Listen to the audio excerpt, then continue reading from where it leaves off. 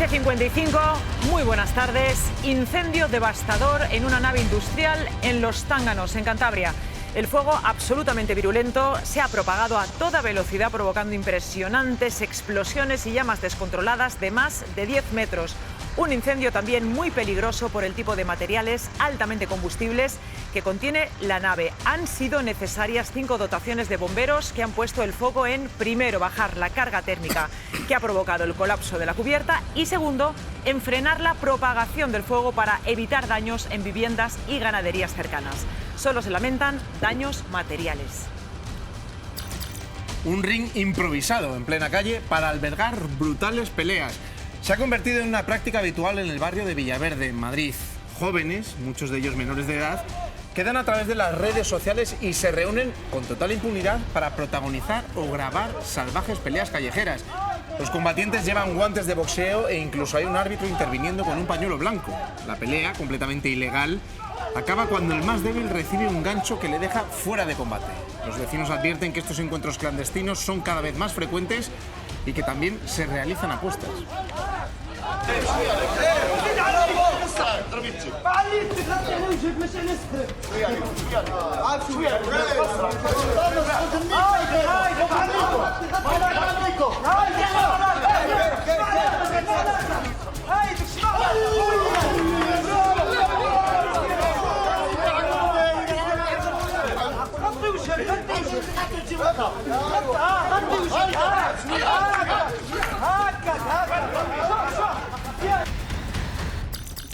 Encuentran muerta a una persona tras el brutal derrumbe de una casa en Seteiglesias de Trabancos, en Valladolid. Varias llamadas alertaron al 112 de que se había venido abajo un edificio en la plaza mayor de esta localidad de 400 habitantes.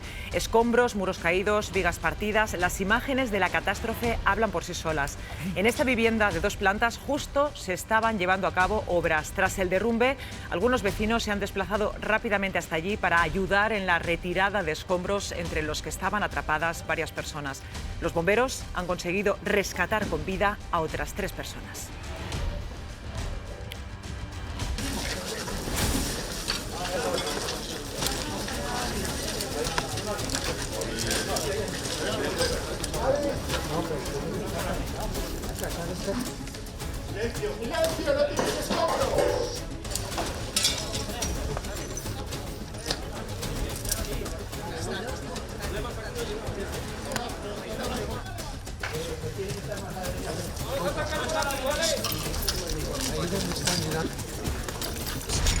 Y esta es la escena de película de la que han sido testigos los viandantes de la Diagonal de Barcelona. Un hombre desafía la gravedad al trepar por la fachada de un conocido hotel sin cuerdas ni mecanismos de seguridad. Se trata de Michael Fritz, un joven polaco conocido en redes sociales por hacer este tipo de temerarias acrobacias en diferentes infraestructuras de gran altura. Tras ser alertados por los vecinos, la Guardia Urbana acudió hasta el lugar de los hechos y se llevó al hombre a comisaría. Encapuchados, a punta de pistola y con una tranquilidad impasible.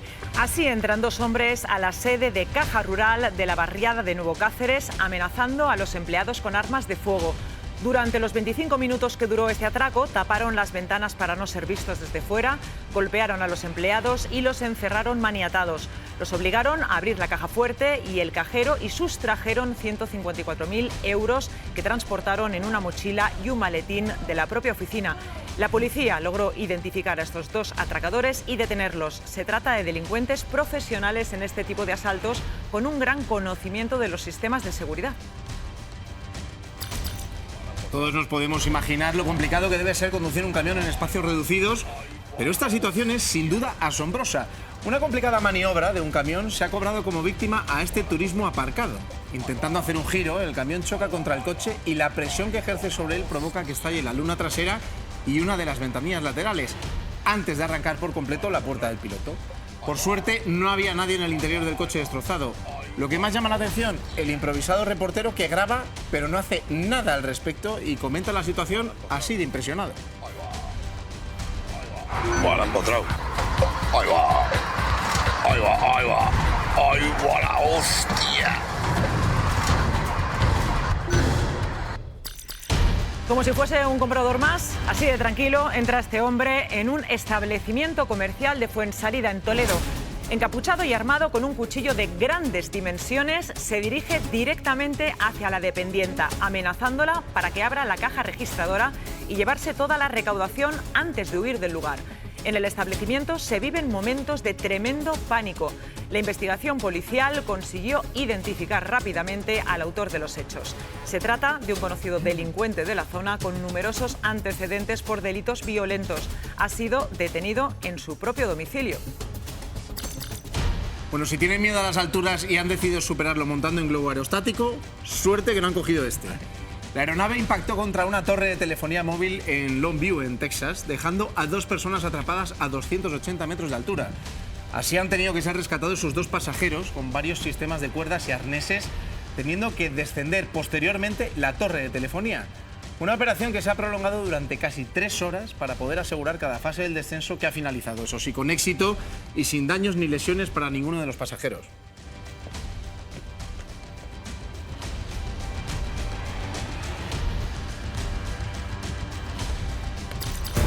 Tragedia en Santander. 5 estudiantes de entre 19 y 22 años han fallecido al hundirse una pasarela de madera en los acantilados de El Bocal. Las víctimas estaban paseando junto con otras 2 jóvenes cuando la estructura cedió y cayeron al vacío. Una ha sido rescatada viva, aunque con politraumatismos, porque logró agarrarse a una grieta, y se busca a la otra.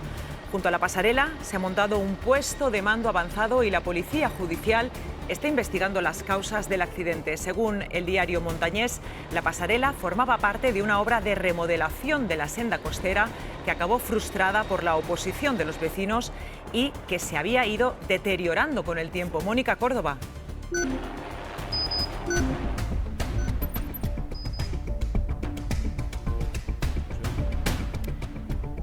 No estamos escuchando a nuestra compañera Mónica Córdoba. Enseguida podremos escucharla en unos minutos. Enseguida conectamos con ella. Los 5 fallecidos, 4 chicas y un chico, eran alumnos del Centro de Formación Profesional La Granja de Heras, en el municipio de Mediocudello, donde la noticia ha conmocionado a estudiantes y profesores que siguen desde allí la última hora de la búsqueda y las tristes noticias que les llegan de sus compañeros. Justo ayer era día de entrega de notas y los jóvenes aprovecharon para hacer una ruta por la zona donde han encontrado la muerte. En el centro lloran la tragedia y han guardado un minuto de silencio en su memoria. Hablamos con el director y con los amigos de las víctimas, que evidentemente están destrozados. Jorge Limia. Así es, buenas tardes, compañeros. Consternación absoluta y mucho dolor en este centro integrado de formación profesional de La Granja en Heras, Cantabria, donde en estos momentos las banderas ya ondean a media asta y tienen un crespón negro recordando ese fatídico accidente que ha tenido apenas lugar a 24 horas. Y es que los alumnos, compañeros, profesores y personal de este centro no dan crédito y todavía no se creen que no vayan a poder volver a ver a esos 5 estudiantes. 5 estudiantes que, como decías, Gonzalo, acababan de terminar sus estudios. 3 de ellas este viernes precisamente se iban a ir de Erasmus a Irlanda, pero el destino ha querido que sus vidas pues terminen precisamente en ese acantilado donde iban muy felices. Nos comentaban algunos amigos. De hecho, hemos podido hablar con una amiga que nos decía que iba a quedar con ese grupo, pero que finalmente tuvo una urgencia y no pudo ir. Como os podéis imaginar, esta mujer no da crédito a todo lo que está viviendo. Esta mañana, como decías también, Gonzalo, se ha guardado precisamente en este punto un minuto de silencio en memoria de las víctimas. La gran mayoría de las víctimas, 4 de ellos, son del País Vasco, una de ellas es de Almería. La persona que está sin localizar se llama Elena y ella es de Guadalajara. Ahora se están viviendo aquí también minutos de mucho dolor, porque poco a poco se están acercando los familiares de los diferentes territorios del país. Pues bueno, os podéis imaginar la imagen, y también os quiero mostrar este bonito detalle que han tenido algunos amigos que acaban de colocar hace muy pocos minutos. Elenita, la chica que todavía falta por localizar su cuerpo, dicen: te seguiremos buscando con el mismo cariño y la misma esperanza de siempre, tus amigos y compañeros. La verdad que todo muy emotivo, todo muy duro aquí, y esta mañana ha querido hablar el director del colegio en ese minuto de silencio después, pero no ha podido. Está muy conmocionado y esto es un pequeño adelanto. Luego vamos a intentar estar en directo con él, a ver si se calman un poco las aguas, porque, como os comento, está siendo un día muy duro y muy difícil en este centro educativo. Ayer celebrábamos la incorporación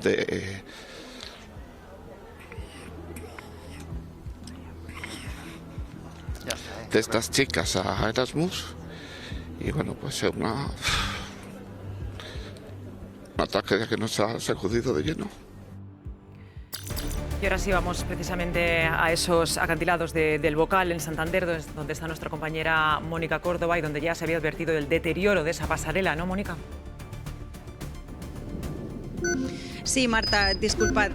Hace solo unas horas era un vecino de aquí de la zona el que hablaba de ese mal estado, pero no es el único. Nosotros hemos podido hoy hablar con varios de esos vecinos de aquí que nos cuentan que esta es una zona muy frecuentada para salir a pasear, para realizar excursiones, rutas, que era justo lo que hacían esos jóvenes cuando al atravesar esa pasarela de madera cayeron al mar. Bajo ellos 20 metros de altura y un regato de agua que desemboca en el mar Cantábrico. Como veis, detrás de mí está activo ese dispositivo de rescate con 118 personas que trabajan desde ayer por tierra, mar y aire para encontrar a esa séptima víctima, esa chica que continúa desaparecida en el mar desde ayer. Vamos a ver un adelanto de lo que nos han contado esos vecinos de aquí de Santander que están conmocionados y que, como decías, denunciaban el mal estado de estas pasarelas de madera. Está toda la senda abandonada, palos tirados, estacas, o sea, abandonado. Con la humedad que trae el agua y el viento, se ve que cualquier día pasaba algo. Las maderas medio podridas. Se puede uno meter una pierna, cortarse con un hierro, o sea, puede haber otra tragedia. Vamos, tenían que tomar medidas hoy ya, viendo lo que ha pasado aquí. Van al colegio en autobuses con cristales rotos, las luces dañadas e incluso una alarma que no deja de sonar en el panel de mandos. Es el lamentable estado de los buses en el que viajan 233 alumnos de varios colegios de Esparraguera, en Barcelona, y que tiene a sus padres muy preocupados porque han sufrido 2 accidentes en 2 meses. Al parecer, el 13 de enero, el conductor de uno de ellos no avisó a los padres tras tener un siniestro y el 6 de febrero otro chocó contra un coche aparcado en la calle. Hablamos con estos padres indignados mientras el ayuntamiento de la localidad exige a la empresa que presta el servicio que redacte protocolos de actuación ante retrasos, incidencias o accidentes. Alberto Martínez Collado. Sí, para que se hagan una idea, son familias que viven en un barrio periférico aquí en Esparraguera, lejos del centro de la ciudad, y se ven obligados a utilizar ese servicio de bus. Un servicio, dicen, que no funciona ni un día bien. Los niños llegan tarde prácticamente cada día al colegio y lo van a ver, son problemas constantes para los pequeños en seguridad. De hecho, han tenido 2 accidentes en muy pocos meses y en uno de ellos un niño de 12 años sufrió un latigazo cervical. Como ven, son todas estas madres, padres y niños que presentan hoy su queja aquí a Directo al Grano, y de momento el ayuntamiento ha elevado la queja al Consell Comarcal del Baix Llobregat, de quien depende ese servicio, y el Consell Comarcal lo que ha hecho es abrir un expediente sancionador a la empresa concesionaria, a Monbus. En breves estamos con todos ellos. Las lluvias de este invierno han desplazado su casa 6 metros y ha quedado literalmente al borde de un precipicio. Es el chalet de Eduardo, un vecino de Miño, en A Coruña, que lleva semanas viendo cómo iba desplazándose hasta acabar inclinado sobre una parcela situada justo sobre la playa del lago, en una situación de extrema inestabilidad. Asegura que ha intentado levantar un muro de contención, pero que la administración se lo ha impedido y teme que más lluvias desestabilicen la carretera provincial que está por encima de la casa y que ya ha sido cerrada en ese tramo. Ahora lo único que se puede hacer es demoler el chalet, lo que le costará a Eduardo 40.000 euros. Ángela Loira. Sí, lo cierto es que la imagen es impresionante, la vais a ver. Fijaos cómo está la vivienda al borde del precipicio, a punto de caer sobre la playa, con el peligro y el riesgo que ello implica. Eduardo, que es el propietario de la vivienda y con el que enseguida vamos a hablar para que nos comente cómo está la situación, nos contaba esta mañana que llevaba mucho tiempo advirtiéndolo, que desde que le mandaron tirar el muro de contención de la vivienda, la casa cada vez que llovía se iba desplazando, pero es que las intensas lluvias de este último invierno han acabado por arruinar la situación. No sé si incluso podéis apreciar la inclinación que tiene la vivienda, que se va escurriendo ladera abajo, hasta 6 metros se ha desplazado solo en este invierno. En estos momentos la vivienda está insalvable, la única solución es demolerla, tirarla abajo, que además de la pérdida que ello supone, acarrea un coste que supera los 40.000 euros. Bueno, y nos vamos en directo al distrito de Villaverde, en Madrid, donde los vecinos están hartos de las peleas ilegales de jóvenes en plena calle con total impunidad. Nos aseguran que cada vez hay más y que nadie hace nada para impedirlas. Forman verdaderos rings de boxeo rodeados de público, entre los que podría haber incluso menores, y combaten hasta con árbitro mientras los chavales gritan y animan, provocando ruido y molestias a los sufridos vecinos de la calle. Se quejan de que los combates se anuncian sin pudor en las redes sociales, pero las autoridades no actúan. Gonzalo Vázquez.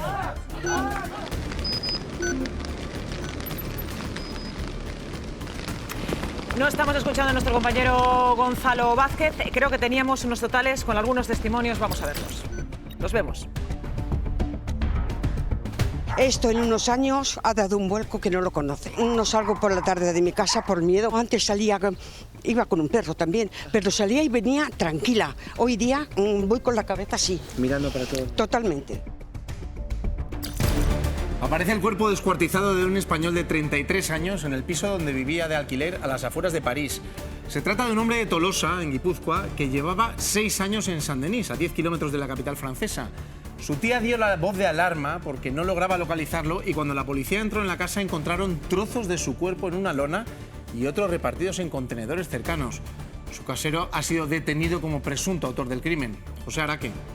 Sí, Gonzalo, desde luego estamos hablando de una disputa entre propietario e inquilino llevado a las últimas consecuencias. De hecho, os diré, compañeros, que la víctima ya había denunciado judicialmente, estaba en este caso en el juzgado, a este casero por la situación en la que se encontraba la vivienda. Enseguida les vamos a dar todos los detalles, cuándo se produjo, según las autoridades, ese asesinato y el tiempo que escondió el cuerpo en la casa, y además les vamos a contar todos los detalles que sabemos hasta el momento de la víctima, un joven de 33 años, efectivamente natural de Tolosa, y que llevaba años trabajando como soldador en Francia. París, la ciudad que la acogió y donde él pensaba que iba a encontrar una nueva vida, desgraciadamente se ha convertido en ese lugar donde ha sido asesinado brutalmente. Hemos contactado con un periodista en París que está siguiendo el minuto a minuto de estos hechos terribles que han conmocionado tanto al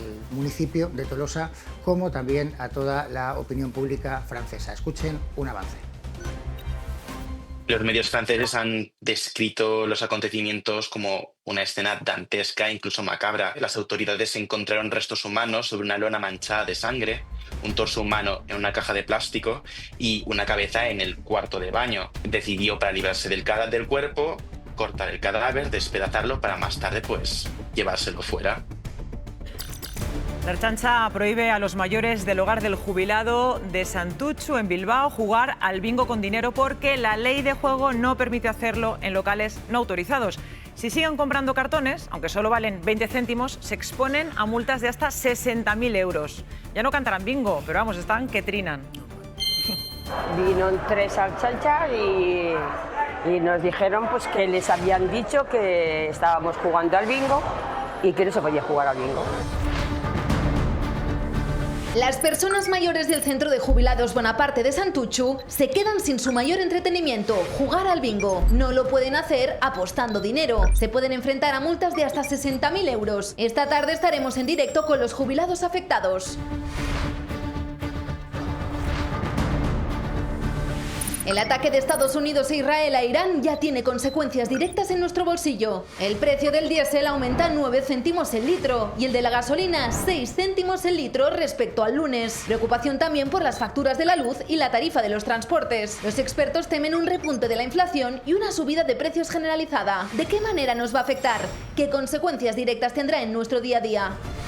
Confinamiento extremo, animales con heridas muy graves, falta de atención veterinaria, cadáveres en descomposición. Son las granjas de los horrores, pilas de lechones muertos, con la cola mutilada, cubiertos de placenta y en unas condiciones de abandono alarmantes. Unas duras imágenes que demostrarían la crueldad a la que se someten estos animales de 9 granjas de la industria porcina en Aragón. 9 granjas de cría, maternidad y engorde que están siendo investigadas por operar en unas condiciones higiénico-sanitarias preocupantes.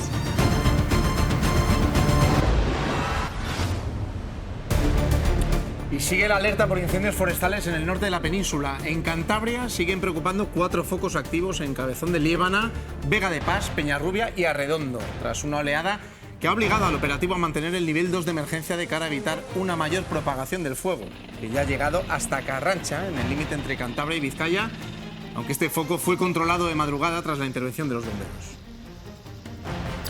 Y mientras en el norte se queman, la borrasca Regina mantiene activos avisos naranjas y amarillos por fuertes vientos, mal tiempo marítimo y olas de más de 6 metros en Lanzarote y Fuerteventura.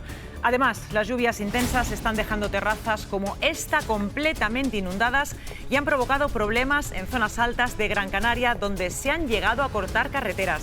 En varias islas han vuelto a ver la nieve en las cumbres más elevadas, como el Teide y el Roque de los Muchachos, donde los paisajes se cubren de blanco y el hielo forma estalactitas poco habituales en Canarias. Cielos turbios de color marrón van apareciendo por distintos lugares de la península por la calima, un fenómeno que se respira y se nota mucho en la ropa tendida y en los coches. Regina está empujando una masa de polvo sahariano en suspensión que llega hasta lugares tan lejanos al desierto como La Rioja o Burgos, reduciendo la visibilidad y deteriorando la calidad del aire.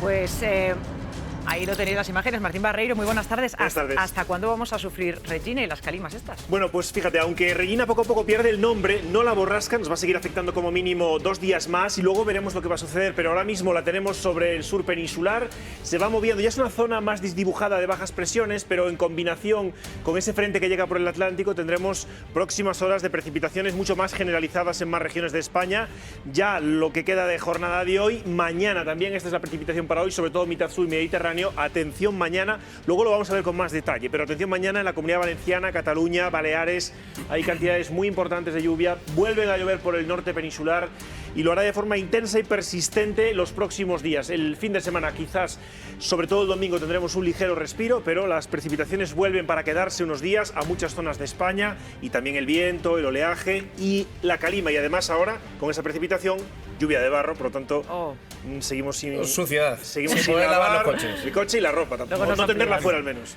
Gracias, Martín. Te vemos después, nos cuentas más sobre la lluvia que está regando lugares como Málaga. En Antequera acaba de caer una espectacular granizada que en apenas 10 minutos ha cubierto calles y coches, dejando imágenes muy llamativas en distintos puntos de la ciudad. En toda la provincia y también en Cádiz y Granada hay avisos amarillos por precipitaciones fuertes que pueden dejar más de 15 litros por metro cuadrado en una hora, tormentas y barro por la calima. No se descartan inundaciones puntuales en zonas bajas. Manu Silva. Sí, pues la situación a esta hora aquí en Málaga ya lo ven, la cosa se complica, las lluvias continúan y esto ha llevado a la Agencia Estatal de Meteorología a activar el aviso amarillo por lluvias y tormentas en las comarcas de la Costa del Sol, de la Axarquía malagueña y del Valle del Guadalhorce. Por cierto, un aviso que permanecerá activo durante la tarde de hoy, por lo que máxima precaución a aquellas personas que vayan a salir a la calle. Estas lluvias vienen acompañadas además por tormenta, granizo, tal y como comentáis, calima y una bajada considerable de las temperaturas que ya se nota en estos momentos. Vemos imágenes del mar, el mar está revuelto y aquí en la costa malagueña se esperan que se produzcan olas que podrían superar los 3 metros de altura. Llama la atención y mucho lo ocurrido en los municipios malagueños de Antequera y el que acabéis de comentar también desde Plató por la granizada que se producía hace unos minutos. Ojo, porque en los próximos minutos adelantamos más información sobre cómo está azotando el temporal aquí en Málaga. Gracias, Manu. Bueno, es el rey de nuestros aperitivos, el compañero inseparable de un refresco, de una cerveza. ¿Sabéis de qué estamos hablando? Pues de los encurtidos, aceitunas, boquerones en vinagre, unas buenas gildas. Lo típico. Lo típico. Hoy en Comando DAG les contamos que el encurtido ha dejado de ser el secundario de la barra para convertirse en el alimento estrella de una dieta saludable. Rocío Orellana. Así es, Marta y Gonzalo, y lo que tenemos preparado para hoy os va a parecer irresistible. Hoy les hablamos de los beneficios para nuestra salud de los encurtidos y también por qué están de moda. ¿Sabían que además de ser saludables, poco calóricos y baratos, son uno de los mejores alimentos para nuestra microbiota? En unos minutos les vamos a mostrar, no se lo pierdan, el aperitivo perfecto. Son alimentos simbióticos. Por un lado, me va a aportar esos microorganismos que van a llegar vivos al sistema digestivo y van a proliferar. Y por otro lado, me va a aportar ese alimento, ese sustrato que necesita ese bichito para comer y ser feliz. Nos va a aportar probióticos. Esos probióticos maravillosos para la microbiota intestinal. Aquí reside el 70% del sistema inmune. Entre 30 y 80 gramos al día ya se empiezan a obtener beneficios potenciales. Cuanto más beneficiosos son alrededor de 5 o 10 minutos antes de las comidas. Antes de las comidas. Los vegetales, por ejemplo, prácticamente casi todos se pueden encurtir. ¿Qué vamos a hacer para hacer un encurtido? Este vinagre está vivo, es un alimento vivo. Zaida, luego, ¿cómo conservamos?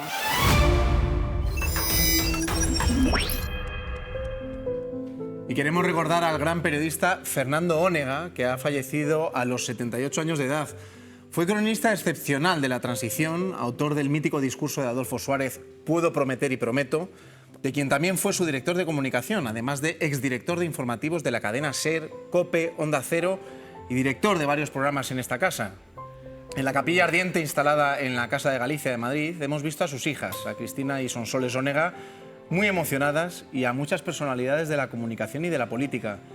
La reina Leticia también ha acudido hasta allí y le ha dedicado unas bonitas palabras. Todos los estudiantes de la Facultad de Ciencias de la Información en aquellos años 90 teníamos a Fernando Onega como un hombre inalcanzable, un profesional al que todos nos queríamos parecer, ¿no? Fernando Onega me ha acompañado toda la vida, porque la radio ha estado en mi casa toda la vida. Luego tuve la suerte de que conocí a una de sus hijas en uno de los trabajos en los que era redactora, así que Fernando pasó a ser, además de un referente, pues el padre de mi amiga. Así que tiene todo el sentido venir hoy a honrar a Fernando Onega, lo primero porque vengo a darle un abrazo a mi amiga por la muerte de su padre, y segundo porque también es una manera de reconocer una profesión, el periodismo, un medio, la radio, y a un profesional artesano, que es Fernando Onega. Nuestro abrazo desde aquí. Muy buenas tardes, Chema Garrido, Carlota Corredera, Isabel Durán, bienvenidos a todos. Bueno, en directo al grano nos hacemos eco de la denuncia de unos hechos espeluznantes, y permitidnos no facilitar más datos para proteger a los menores afectados. Se trata de los presuntos abusos a decenas de niños de entre 3 y 6 años con trastorno del espectro autista que se acude a un centro concertado de la Comunidad de Madrid vinculado al Opus Dei. Las familias denuncian que la institución supuestamente encubrió al agresor, manteniéndolo en contacto con los menores durante casi un curso escolar, pese a las señales de alerta. Ampliaremos esta información y aportaremos los detalles de este terrible caso más adelante, pero aquí os dejamos ya un adelanto que pone los pelos de punta. Vimos una salida de la niña muy inusual, era del tipo, jamás había fingido una sonrisa la niña cuando salía del colegio. Digo, aquí hay algo raro. Empezabas a tirarle un poco de la lengua de qué ha pasado, venga, cuéntamelo, ¿estás bien? Y ella dijo no, y empezó a llorar, y no solamente a llorar, sino a pegarse para quitarse las lágrimas. Es muy duro y sobre todo el hecho de no poder hacer nada, de estar con las manos atadas y ver cómo sufre, y es bastante horrible. Pero tenemos que ser fuertes por él y yo por mi hijo, lo que haga falta, lo que sea. Chema, están con las manos atadas, dicen. Hablar con los familiares es de las cosas más duras que yo he vivido en los últimos años. Ellos denuncian que al menos durante 8 meses este centro de la Comunidad de Madrid no actúa. Y hay que recordar que eran niños vulnerables y de edades de 3 a 6 años. Y por tanto, creo que al menos escuchar a las víctimas y que las instituciones actúen es lo menos que podemos pedir. Pues luego, como os decía, vamos a ampliar toda la información, vamos a dar todos los detalles que se puedan dar con nuestro compañero, con Pablo Montes, que se ha encargado de esta investigación. Pero ahora vamos, porque conmoción ante la tragedia ocurrida ayer en Santander, una pasarela de madera en la playa de El Bocal se hundió mientras 7 jóvenes, 6 alumnas y un alumno del centro de FP en la granja de Eras, en Medio Cudello, paseaban sobre ella, provocando que cayeran al acantilado que se encontraba bajo la estructura. De ellos, 5 fallecieron, una joven continúa desaparecida y solo una fue rescatada con vida. Un amplio dispositivo de rescate con helicópteros, guardacostas, bomberos, Guardia Civil y Cruz Roja sigue buscando a la desaparecida, mientras las autoridades ya han abierto diligencias sobre el por qué se rompió esta pasarela que forma parte de una ruta costera muy concurrida. Mónica Córdoba.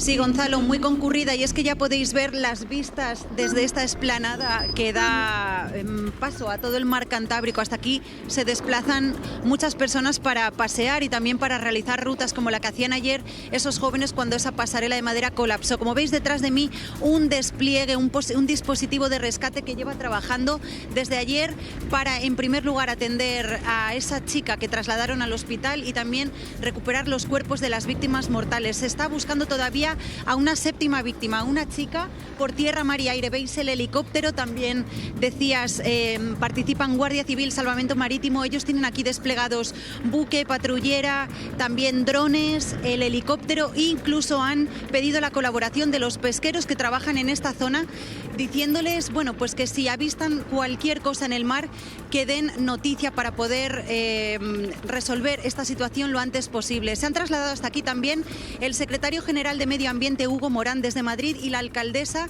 de aquí de Santander, Gema Igual, que esta mañana han hablado con los medios y nos han contado que ahora mismo no quieren señalar responsabilidades, que lo harán en el momento oportuno, que trasladarán toda la información sobre mantenimiento y sobre todo lo referente a esta zona al juzgado. Ahora mismo vuelcan todos sus esfuerzos en recuperar el cuerpo de esa víctima y en apoyar a los familiares. También hemos hablado con vecinos de aquí de la zona que frecuentan estas pasarelas y que pasean por aquí, y nos contaban, como avanzábamos ya en el sumario, que el estado de estas pasarelas de madera no era el más deseable. Si os parece, vamos a ver un reportaje donde damos la última hora y contamos un poco la cronología de los hechos, compañeros. 118 personas trabajan desde ayer por tierra, mar y aire para encontrar al desaparecido en la playa del Bocal de Santander. La orografía, como se puede ver, es una orografía muy complicada para trabajar. Este es el punto de la tragedia, a unos 3 kilómetros del centro de Santander. El puente, a 20 metros de altura y de unos 10 metros de longitud, que se encuentra entre dos acantilados, se rompió al pasar los 7 jóvenes de entre 19 y 22 años. El balance es trágico: 5 fallecidos y una persona rescatada con hipotermia y trasladada al hospital de Valdecilla con pronóstico reservado, y una séptima persona desaparecida. Esta es la playa del Bocal de Santander, donde sucedió la tragedia. Aquí a mi derecha, el dispositivo de búsqueda que se ha reactivado esta mañana para localizar a la persona que todavía se encuentra desaparecida. Está toda la senda abandonada, palos tirados, estacas, o sea, abandonado. Con la humedad que trae el agua y el viento, se ve que cualquier día pasaba algo. Las maderas medio podridas. Se puede uno meter una pierna, cortarse con un hierro, o sea, puede haber otra tragedia. Vamos, tenían que tomar medidas hoy ya, viendo lo que ha pasado aquí. La alcaldesa de Santander, Gema Igual, y el secretario general de Medio Ambiente, Hugo Morán, no señalan responsables. ¿Se ha hecho algún mantenimiento de las pasarelas durante todos estos años desde que se construyeron? Aportaremos las administraciones con documentación el mantenimiento que se haya o que no se haya hecho. No lo duden. Nos corresponde al conjunto de las 3 administraciones aportar toda la documentación que sea requerida por el juzgado para intentar dejar bien claro cuál ha sido el momento en el que se produjo el accidente, qué antecedentes puede haber respecto a la situación que llevó a ese accidente y cuáles son las circunstancias en las que se produjo. La zona del Bocal es muy transitada y el suceso ha conmocionado a los vecinos. En el mismo mar, si ya tú pones unas ventanas de aluminio, te las jode enteras, o de hierro, te las jode enteras por la corrosión del salitre, pues mira, esto que lleva 14 o 15 años puestos, pues hombre, lógicamente hay que estar revisándolo. Jorge Limia, estás en Erasmedio Cudello, donde estos jóvenes acudían a clase al Centro de Formación Profesional La Granja de Eras. ¿Cómo se está viviendo allí esta terrible noticia, Jorge? Pues compañeros, yo cada vez que entro en directo se me encoge el corazón por toda la información que nos está llegando, por lo que estamos viendo, por esas imágenes rotos de dolor, muchos compañeros, profesores que les han dado clase, y hasta aquí se están acercando también algunos familiares pues para saber, pues dar el último adiós a su hijo o a su hija. Nosotros hemos podido saber que el día de ayer pues estaban de celebración todos ellos, porque definitivamente habían sacado buenas notas, se habían aprobado y iban a despedirse porque se iban de Erasmus. Concretamente 3 de ellas este mismo viernes se iban a ir a Irlanda. Estuvieron, como decimos, de celebración y decidieron dar un paseo por la costa porque algunos de ellos, como hemos dicho anteriormente, no eran de aquí y querían conocer bien la zona. Entonces querían despedirse de todo Cantabria, de esta zona donde habían estado bastantes años estudiando, y por eso decidieron ir a ese punto hasta que el fatídico accidente pues terminó con su vida. 5 víctimas de momento momento. Recordamos hasta ahora 5 de ellos son Xavi, que era de Balmaseda, hemos podido conocer sus nombres y les vamos a poner nombres porque no eran 5 números, eran 5 personas, 5 alumnos muy queridos en este centro, nos lo han dicho todos, hemos hablado hasta con las personas de la cocina y nos decían que eran unas personas entrañables, muy queridas y que eran de esas pocas personas en las que te quedabas hablando con ellas y te hacían la vida mucho más fácil y muy feliz. Seguimos, era Euñate, Baracaldo, Celia, Baracaldo también, Lucía de Cantabria y Yunea, que era de Almería. En estos momentos se encuentra en el Hospital de Santander de Marqués de Valdecilla Ainara, que es de Álava y que afortunadamente pudo salvar su vida. En el siguiente reportaje, compañeros, os vamos a mostrar esas imágenes de dolor que se han vivido precisamente aquí en este punto donde precisamente se ha guardado un minuto de silencio, y enseguida vamos a hablar con él, con Carlos Micó, que es el director de este Centro Integrado de Formación Profesional La Granja en Heras, Cantabria. Consternación, tristeza y mucho dolor. ¿Cómo os habéis quedado tras escuchar la noticia? Pues en shock, no lo asimilábamos. Bueno, y todavía no lo asimilamos. Es muy duro. Hoy en el Centro Integrado de Formación Profesional La Granja de Heras, las banderas ondean a media asta con un crespón negro en el medio. Solo ha pasado un día y la verdad es que todos están muy mal, todos están muy deprimidos, ya que habían muchos allegados a las víctimas. La tarde de ayer fue muy angustiosa para todos. Gaby estuvo en shock. Toda la tarde mirando el móvil, mirando los grupos de WhatsApp y mirando todos los artículos que salían, a ver si salían los nombres, a ver si conocía a alguien. El desconcierto de las primeras informaciones le hizo pensar que alguno de sus conocidos podría estar entre las víctimas. No sabíamos de qué grupo eran, no sabíamos qué edades tenían, no sabíamos cuánta gente había sido y era simplemente el estar mandando WhatsApps a gente diciendo, oye, ¿estás vivo?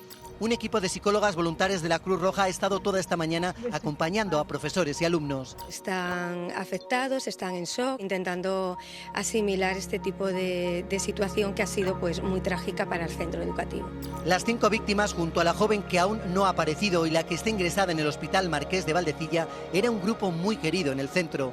Así ha hablado Sergio Silva, consejero de Educación del Gobierno de Cantabria. Él fue director del centro y hace tan solo unos días había hablado con algunas de las víctimas. Algunas de estas personas las conocía, se hace que todo sea un poco más personal o más cercano y eso hace que, de alguna manera, pues lo vivamos más intensamente todos. Un accidente fatídico que compañeros de las víctimas se preguntan por qué no se arregló la pasarela cuando ya se sabía que estaba en mal estado. No es la primera vez que la gente se queja, llevaba la gente ya varios meses diciendo que esa zona está hecha de madera, suben las mareas, la infraestructura es que no está estable. Con este aplauso despiden a sus alumnos y compañeras que tenían toda una vida por delante. Y que eran Xavi, Euñate, Celia, Lucía y Yunea. Jorge Limia, estás con Carlos Micó, con el director, que ha tenido la entereza finalmente de poder estar en directo con nosotros. Así es, Marta, buenas tardes, Carlos. Buenas tardes. Son momentos muy duros desde este programa, desde la televisión pública, directo al grano. Os damos el pésame, os acompañamos en el sentimiento porque sabemos que son momentos muy duros. Hemos visto abrazos rotos de dolor. ¿Cómo estáis? Son momentos muy duros, son de estos momentos que la vida te pilla fuera de juego. Como has comentado antes, ayer sobre la 1 del mediodía, no te preocupes. Se celebraba pues la despedida de estas chicas que se marchaban de Erasmus y que también a lo largo de esta semana se incorporaban a las FEN, a la formación en empresas. Y a las 6 de la tarde pues recibes este batacazo que tanto para el profesorado como para el resto de compañeros y personal laboral del centro pues ha sido un golpe duro. Ha sido muy duro, Marta, Gonzalo, porque son como una familia, llevaban tiempo aquí, porque muchos, como os decíamos, son de fuera y precisamente tenían la residencia cerca y erais como una familia. Sí, somos un centro no muy grande, de 600 alumnos, 700 profesores. Y en concreto parte de estas chicas además comían aquí en el centro, con lo cual interactuaban mucho con toda la comunidad educativa. Y mira, aparte de ser unas chicas fantásticas, que no es decirlo por decir, eran unas chicas que eran muy solidarias, muy colaboradoras y muy implicadas en la vida del centro. Eso me han dicho, han hablado muy bien de ellos todos porque los conocían, porque tenían mucha relación con muchas personas, hablaban con todo el mundo. ¿Cómo les recuerdas? Pues como acabas de comentar tú, siempre con la sonrisa en la boca, siempre intentando hacer la vida más fácil a todo el mundo y además preocupada por las cosas cotidianas de los chicos de su edad. ¿Te van a hacer una pregunta a mis compañeros de plato? Sí. No, nada, Carlos. Simplemente, Carlos, soy Marta Flies de Plato, simplemente trasladarte a todos los familiares, Hola. a todos vosotros, darte las gracias a ti en mi nombre, en nombre de todo nuestro equipo y trasladaros todo nuestro amor y todo nuestro ánimo. Simplemente eso, Carlos, muchísimas gracias y lo sentimos muchísimo. Gracias a vosotros. Gracias. Un abrazo. Bueno, en otro orden de cosas, evidentemente, la guerra a Irán ha desatado un enfrentamiento, pues de momento dialéctico y diplomático entre Trump y Sánchez. En Washington están que trinan porque España no le deja usar las bases de Rota y Morón para sus misiones unilaterales en Irán. Y fiel a su estilo, el presidente estadounidense ha amenazado con castigarnos cerrando el grifo del comercio. Por su parte, Sánchez ha respondido con un goyesco no a la guerra, que no ha sentado nada bien en la Casa Blanca. Estamos entre la espada de las amenazas de Trump y la pared de una crisis energética y económica que podríamos pagar todos. About Spain, I could tomorrow stop, or today, even better, stop everything having to do with Spain, have the right to stop it. No podemos jugar a la ruleta rusa con el destino de millones de personas. We don't want anything to do with Spain. Es absolutamente inaceptable que aquellos dirigentes que son incapaces de cumplir con ese cometido usen el humo de la guerra para ocultar su fracaso y llenar de paso los bolsillos de unos pocos. Some of the European, like Spain, has been terrible. In fact, I told Scott to cut off all dealings with Spain. Las potencias involucradas en este conflicto deben cesar inmediatamente las hostilidades y apostar por el diálogo y la diplomacia. Bueno, y otra consecuencia, una que ya se está notando, el precio de la gasolina que se dispara y el cabreo de los conductores se deja ver en las gasolineras. Tras el estallido del conflicto con Irán, quienes han tenido que repostar se han encontrado esta mañana con una subida que ya roza los 10 céntimos por litro en solo 48 horas. Esto ha provocado colas de indignación de quienes intentan llenar el depósito antes de que el precio se vuelva prohibitivo. Las asociaciones de consumidores advierten que si el bloqueo en el estrecho de Hormuz persiste, los precios podrían rozar los 2 euros por litro antes de Semana Santa, casi 50 céntimos más de lo que costaría hoy. Paula Martínez. Sí, Gonzalo, es que el precio del carburante sigue y sigue subiendo. Recordemos que Irán es el tercer productor de petróleo y aunque principalmente exporte a Asia, nosotros aquí ya lo estamos notando porque hoy en España el precio medio del gasóleo se sitúa en el euro 55, es decir, 6 céntimos más caro que ayer. Y esto no solo lo vamos a notar a la hora de echar combustible, sino que se prevé que también suba la lista de la compra o el transporte. Hoy aquí en las gasolineras, largas y largas filas de coches porque han sido muchos los que han querido venir a repostar antes de que mañana ya sea todavía más caro. Vamos a escucharles. De momento ha subido 5 céntimos aquí y a ver qué pasa. Irá a más, tal como están las circunstancias, ¿no? Irá a más, supongo. Yo estoy haciendo malabares y intentando ir a la gasolinera más barata. Es que cada vez vamos a más. Si sube la gasolina, pues va a subir todo lo demás. Pero esta guerra no solo va a afectar al precio, como decía esta mujer, de la gasolina, el impacto amenaza con extenderse a otros productos y servicios básicos. Sergio Martín. Buenas tardes. ¿Qué va a subir en la pregunta? Atentos que luego os pregunto al final, veréis por qué lo digo. ¿Qué va a subir? Pues más allá de lo obvio, el petróleo, el gas, la energía, toda la energía, la que sirve para la luz, para los procesos de fabricación, para el transporte, para la logística, y eso en el corto plazo va a hacer que todo lo que compramos y consumimos pues sea más caro. Profundicemos. Empecemos mirando al punto del mapa que ustedes ya conocen, que conocen muy bien, que es el estrecho de Hormuz. Aparte del petróleo y el gas, el bloqueo de la región supone un sobrecoste para el transporte de mercancías. Por ejemplo, por ahí pasa también un tercio de los fertilizantes de todo el mundo. Fertilizantes necesarios para los cultivos. Una razón más, por tanto, para la subida de la cesta de la compra. Vean, precios de la cesta de la compra. Estas subidas son previas a la guerra con Irán. Sin los fertilizantes de los que les hablaba hace un momento, de Irán y países vecinos, pues esos productos aún se van a encarecer más. La industria agroalimentaria española, que exportó por valor de 16.700 millones a Estados Unidos en el 25, se enfrenta ahora a una pérdida de su mercado más rentable fuera de la Unión Europea. Aceite de oliva, jamón, vino están en el punto de mira. Otro sector clave, el farmacéutico, la dependencia farmacéutica. En total importamos, en todos los productos, 13.000 millones más de lo que vendemos. En el sector farma estamos en sus manos para patentes y principios activos críticos en la lucha contra el cáncer o enfermedades raras. De ahí lo de dependencia farmacéutica. Y en este contexto, ¿qué pasará con la vivienda? Pues el Banco Central Europeo mantiene por el momento los tipos en el 2%, pero el contexto de guerra ha vuelto a disparar las expectativas. Ya prevén los expertos un 40% de probabilidad de subida de los tipos de interés. El Euribor se situó en el pasado lunes en el 2,23%. Los bancos ya están subiendo las hipotecas fijas y mixtas. La vivienda en el 2026 seguirá subiendo, dicen que incluso casi hasta un 10%. Y nos queda otro sector estratégico: tecnología militar y tecnología civil. Aquí lo están viendo. España tiene firmados contratos por valor de 1.400 millones de euros para 2026 para que Navantia pueda modernizar nuestras fragatas con sistemas, ojo, que dependen totalmente de tecnología estadounidense. Por tanto, las amenazas de Trump a España pueden poner en riesgo la ejecución y el coste final de estos programas esenciales para la OTAN. Ahí arriba lo ven. La tecnología civil pues también sufrirá la subida del precio de semiconductores, de chips y el hardware para inteligencia artificial, lo que encarecerá de forma inmediata la digitalización de la industria española y el consumo de dispositivos personales. Conclusión, atentos en la mesa. ¿Qué subirá? Sumamos tendido eléctrico, energía eléctrica, Hormuz, dependencia farmacéutica y la OTAN. Si lo veis ahí, TODO, subirá todo. Es lo que hay.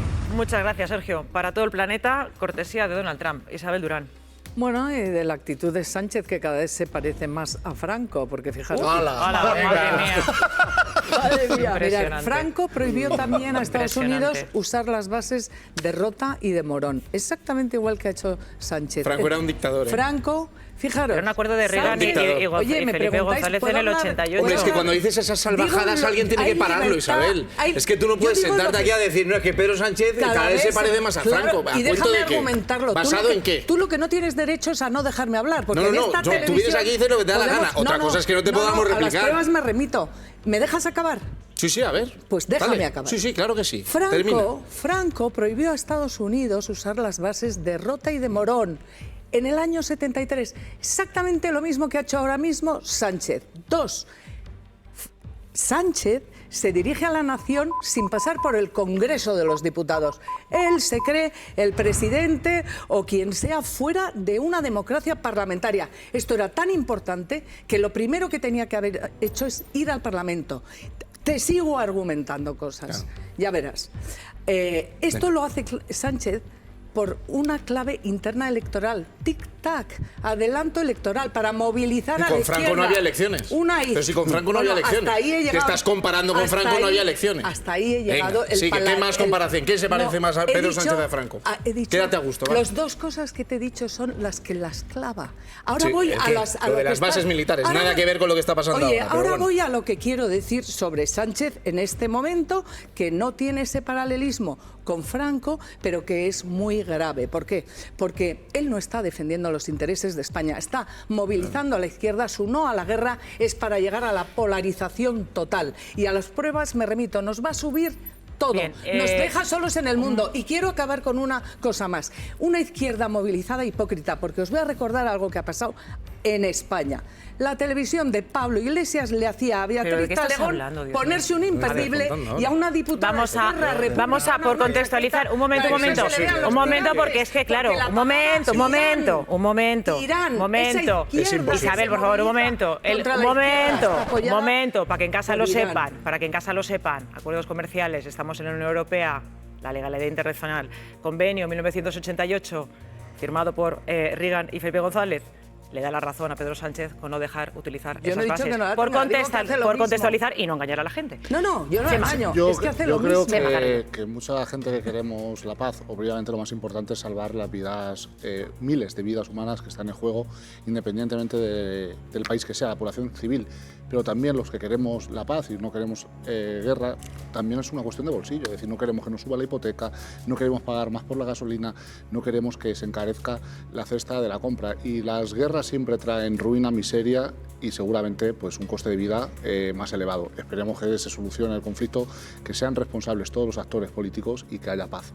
Y bueno, eso, en cualquier caso, es decir también, ¿no?, que la subida de todo, como ha dicho Sergio, no es por responsabilidad de Pedro Sánchez. Quiero decir, Pedro Sánchez no ha empezado esta guerra, ni ha empezado a tirar misiles, ¿no?, contra Irán. Entonces yo creo que también es responsabilidad, que no tampoco podemos mentir en eso. Y luego... Y ya se empezó a notar. Bueno, hombre, acabas de responsabilizar a Pedro Sánchez de que va a subir todo. O sea, y no es precisamente Pedro Sánchez. Y afectará a todo el planeta por un tema, y afectará a todo el planeta. Bueno, imaginaos la cara de unos padres que despiden a sus hijos en la parada y ven llegar a un autobús escolar que parece sacado pues, de un desguace, ¿no? Esto está pasando en Esparraguera, en Barcelona, donde el miedo se ha vuelto el compañero de viaje diario de más de 200 alumnos. Vidrios rotos, luces que no funcionan y una alarma acústica que no deja de pitar en todo el trayecto. Este es el panorama tercermundista que denuncian las familias, hartas de que la seguridad de sus niños dependa de vehículos en un estado lamentable. Y ojo, que la cosa no se queda en una chapa agollada. La tensión ha estallado después de que uno de estos autobuses no comunicara a los padres nada tras un accidente a primera hora de la mañana. Alberto Martínez Collado.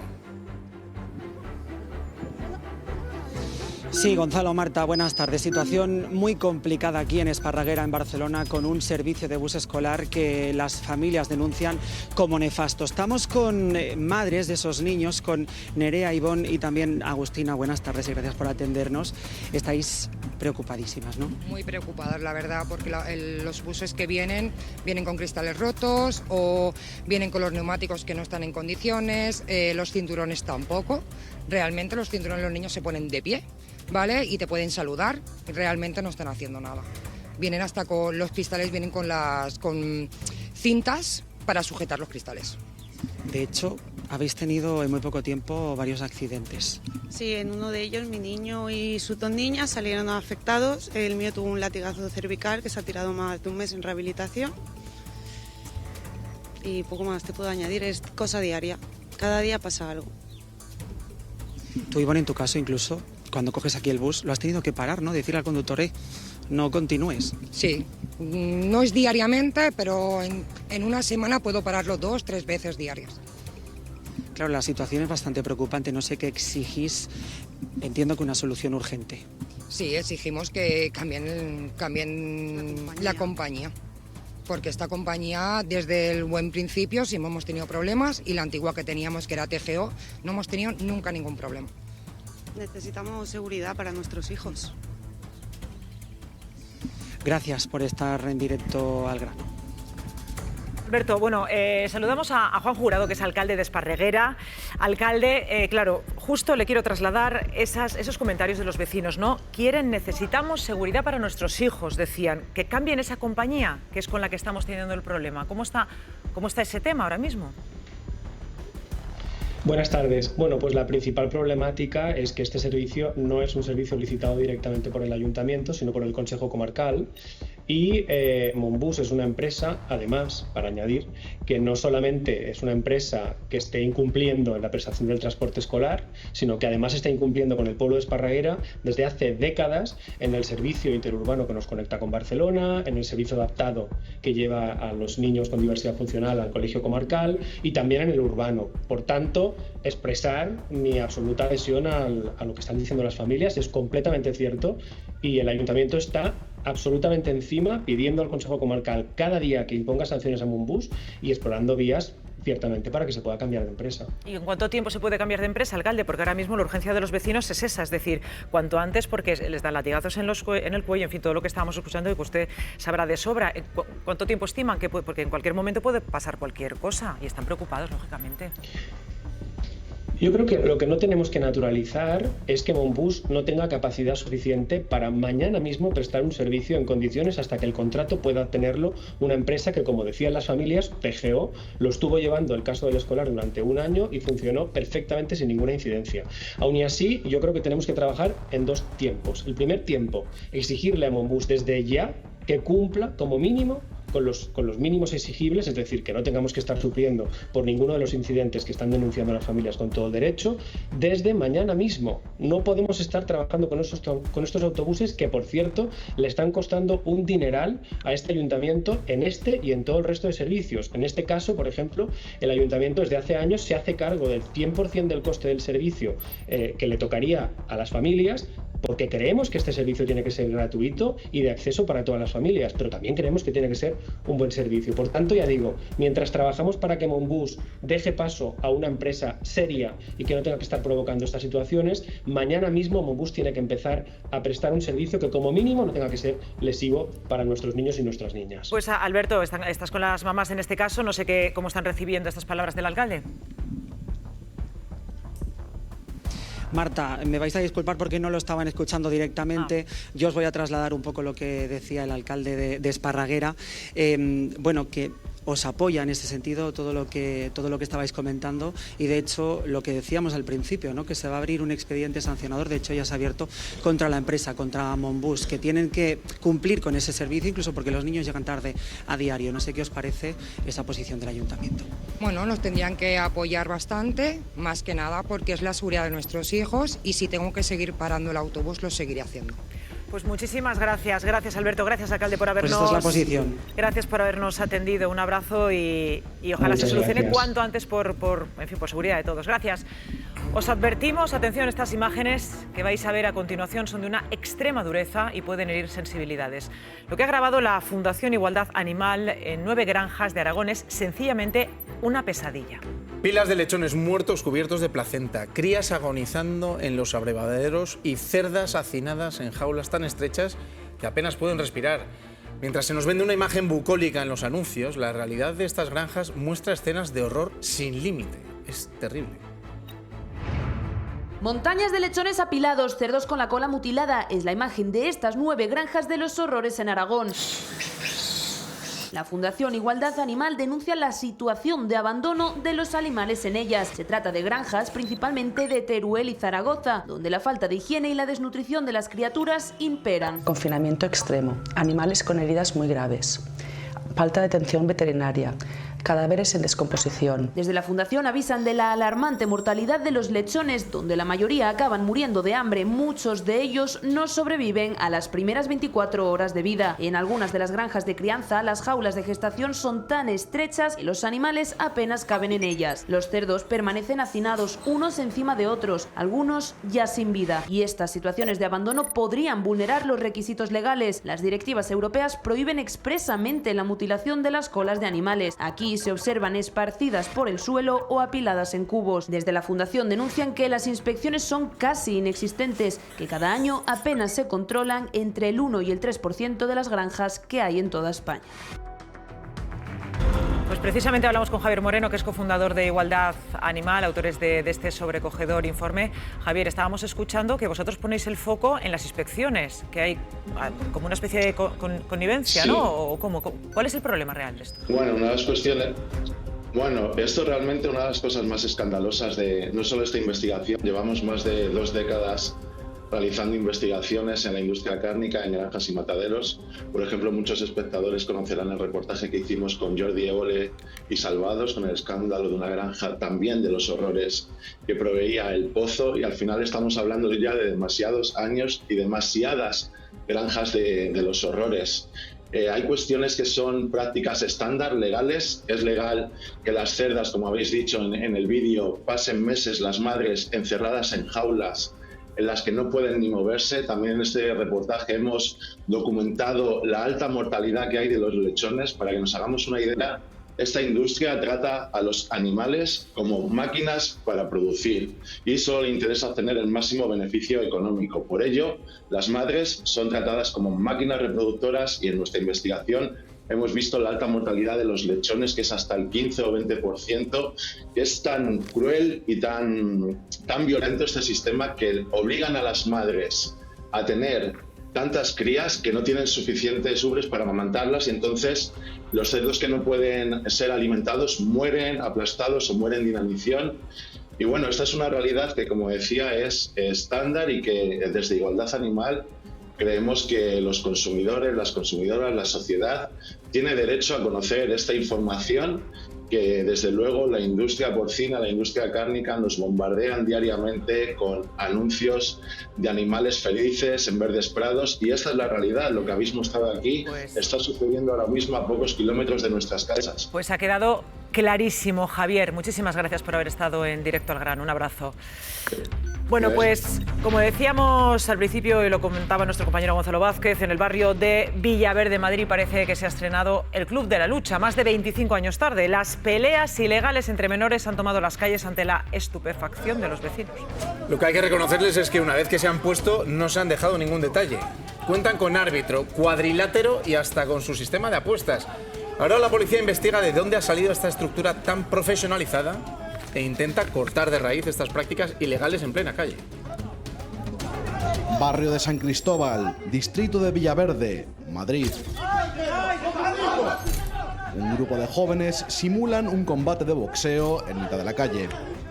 Han improvisado un ring, llevan guantes de protección y son vitoreados por sus espectadores, algunos de ellos menores de edad. En esta improvisada velada, el hombre de la gorra blanca hace de moderador, otro hace las funciones de árbitro. Se trata de peleas callejeras ilegales con sus propias reglas, donde podrían realizarse apuestas cruzadas. La pelea continúa mientras los luchadores son grabados con teléfonos móviles. Ajenos a que este ring urbano les puede acarrear multas entre 600 y 30.000 euros por alteración del orden público. Gonzalo Vázquez, ¿qué dicen los vecinos de este Club de la Lucha de barrio? Marta, Gonzalo, muy buenas tardes. Los vecinos están hartos y también preocupados porque esta situación está ocurriendo cada vez con más frecuencia. Aquí donde nos encontramos, verán, esta es la situación de día, una calle con muchos comercios, con muchísima vida, tanto de día en donde la gente viene a comprar como ahora de tarde, cuando muchos padres pasan con sus hijos. Uno de los sitios que escogen para hacer estas peleas es esta calle sin salida, y aquí donde estoy yo se paran para hacer las veces de público en gradas. Y si no, cuando hay coches y vehículos estacionados que no pueden utilizarlo para hacer las peleas, las hacen justo en esta parte. Verán que este es el fondo del video que acabamos de ver antes de darme este paso y tal. Es el sitio que se utilizan para estas peleas ilegales. Como les decía, los vecinos están muy preocupados y también entienden que es una situación de inseguridad y hasta tienen miedo de salir a la calle. Vamos a escucharlos. Mucho alcohol, mucha droga suelen pasar por acá y la verdad que da mucho miedo. Y hacen unas tipo mallas como que cierran y se ponen ahí a practicar peleas tontas, digo yo, ¿no? Y bueno, y en la noche que hay unas peleas que se pelean, se golpean, por allá veo que corre la gente. Esto en unos años ha dado un vuelco que no lo conoce. No salgo por la tarde de mi casa por miedo. Antes salía, iba con un perro también, pero salía y venía tranquila. Hoy día voy con la cabeza así. Mirando para todos lados. Totalmente. Nunca había visto este tipo de actividades aquí, como si fuera una pelea de boxeo normal. Yo no lo veo mal, ¿no? Pero no sé si sea ilegal o no, pero para mí es un deporte. Yo no salgo a la calle por la noche. ¿Por qué? Por miedo. Por miedo porque ya me han robado aquí también. Pues seguimos consternados por esos jóvenes, esos 5 fallecidos entre 19 y 22 años en el acantilado del Bocal, en Santander. Precisamente en medio Cudello está donde estaban estudiando y donde residían estas 5 personas, donde ya tenían una vida. Está Jorge Limia, que estás con una de sus profesoras. Así es, Marta. Bueno, estamos aquí con Patricia. Buenas tardes, Patricia. Esta era una de las zonas donde ellos realizaban una de las clases prácticas, ¿no? Así es. Tú me has dicho que te ha costado entrar, que no querías entrar, que te recordaba todo. Que es un momento complicado, el volver a las clases, el volver a entrar en el aula donde has tenido clase todo el curso, cuesta. Porque ellos, ¿qué curso daban? ¿Era el último de...? De segundo de ganadería y asistencia en sanidad animal. Conmigo daban el módulo de salud podal y bueno, pues aquí realmente era donde hacíamos parte de las prácticas. ¿Cómo eran ellos en el día a día en las clases? Pues trabajadores siempre dispuestos, no necesitabas pedir voluntarios porque ahí estaban, o sea, si veían que alguien no quería hacer algo, ellos estaban siempre dispuestos a aprender y a trabajar y bueno, pues siempre. Enseguida volvemos a estar con ellas. Vamos a escuchar también a unos compañeros de este centro que también les conocían y que, bueno, pues la imagen aquí desde el centro es un día, 24 horas de shock después de ese fatídico suceso y, como decimos, siguen llegando los familiares a Santander a dar el último adiós a sus hijos. Toda la tarde mirando el móvil, mirando los grupos de WhatsApp y mirando todos los artículos que salían, a ver si salían los nombres, a ver si conocía a alguien, porque no sabíamos de qué grupo eran, no sabíamos qué edades tenían, no sabíamos cuánta gente había sido y era simplemente el estar mandando WhatsApps a gente diciendo, oye, ¿estás vivo? Estamos todos como que no estamos, es raro de asimilar y raro de venir aquí, escuchar silencio, es muy duro. Solo ha pasado un día y la verdad es que todos están muy mal, todos están muy deprimidos, ya que habían muchos allegados a las víctimas. De shock y de incredulidad delante de lo sucedido y tanto dolor, ¿verdad, Jorge? Así es, y es que eran unas bellísimas personas, todos dicen exactamente lo mismo. Y la verdad, Marta, es que precisamente ella todavía tiene unos trabajos por corregir de algunas de las víctimas que, por cierto, habían sacado la mayoría 10 en las notas. En las notas y en las prácticas, o sea, daba lo mismo trabajo de clase que trabajo de campo, que realmente era lo que más les gustaba porque querían luego hacer veterinaria y realmente lo que les gustaba era estar con animales. Con animales, la naturaleza, por eso fueron a ese punto, rodeados de naturaleza. Vas a poder ver los trabajos. No, ¿para qué? Yo ya sé que, o sea, yo tenía ya mi evaluación de todos ellos, no es el momento. Es duro. Hemos podido hablar con algunos compañeros porque de hecho ella también conoce a un amigo de precisamente de ese grupo, de esa cuadrilla de 5, quedó con ellos en ese punto para ir a visitarlos y otra chica también. Afortunadamente una llamada de un retraso, ¿verdad? Fue lo que hizo que otro chico no hubiera caído por ese precipicio. Hemos podido hablar con uno de ellos y cuando he hablado con ellos realmente están desconcertados. Porque era su grupo, habían quedado, o sea, no llegaron a la excursión y habían quedado después, pues eso, para celebrar que se iban 3 de ellas de Erasmus y que ya acababan. Muchísimas gracias, mucho ánimo también. Y bueno, pues ya lo veis, compañeros, la situación dura aquí, muy difícil, tras 24 horas de ese accidente que ha conmocionado a todo Cantabria. Muchas gracias, Jorge. Claro, Carlota, es que aquí ya han dicho todas las autoridades que van a poner la información a disposición del juzgado como para que se pueda investigar, pero el estado de shock de estas familias, lógicamente, y de los profesores es impresionante. A ver, impresiona muchísimo porque además, efectivamente, ¿no? Te pones en la piel de esas familias, hablando ya de haciendo planes, de hacer Erasmus, ¿no? Y el mundo se les paró ayer, pero fíjate, hablabas ahora, Marta, de las autoridades. Aquí va a haber lío porque esta pasarela donde ha sucedido todo esto están abandonadas todas las pasarelas de esa senda, que es una senda que recorre la zona norte del litoral de Santander, están abandonadas desde el año 2014 y nadie se pone de acuerdo sobre quién es la responsabilidad del mantenimiento. Por eso cuando le preguntaban antes, nos emitíamos antes esos totales, esas declaraciones de la alcaldesa de Santander diciendo, bueno, todo esto ya está judicializado, porque ayer hay una persona, un vecino, el lunes llamó un vecino al 112 para decir, cuidado con esa pasarela, precisamente esa donde ha sucedido esa desgracia, esa pasarela no está bien. Y avisó el 112 ¿a quién? Pues no lo quieren decir ahora porque está judicializado, pero hay 3 administraciones que son Costas, el Gobierno de Cantabria y el Ayuntamiento de Santander que tendrán que responder ante estas familias que están viviendo pues un drama tremendo. Pues nos vamos precisamente al Bocal. Vamos a conectar otra vez con Mónica Córdoba, que está allí en el Bocal en Santander, y aún queda otra joven desaparecida. Mónica, ¿cómo se está ayudando a la familia de las víctimas?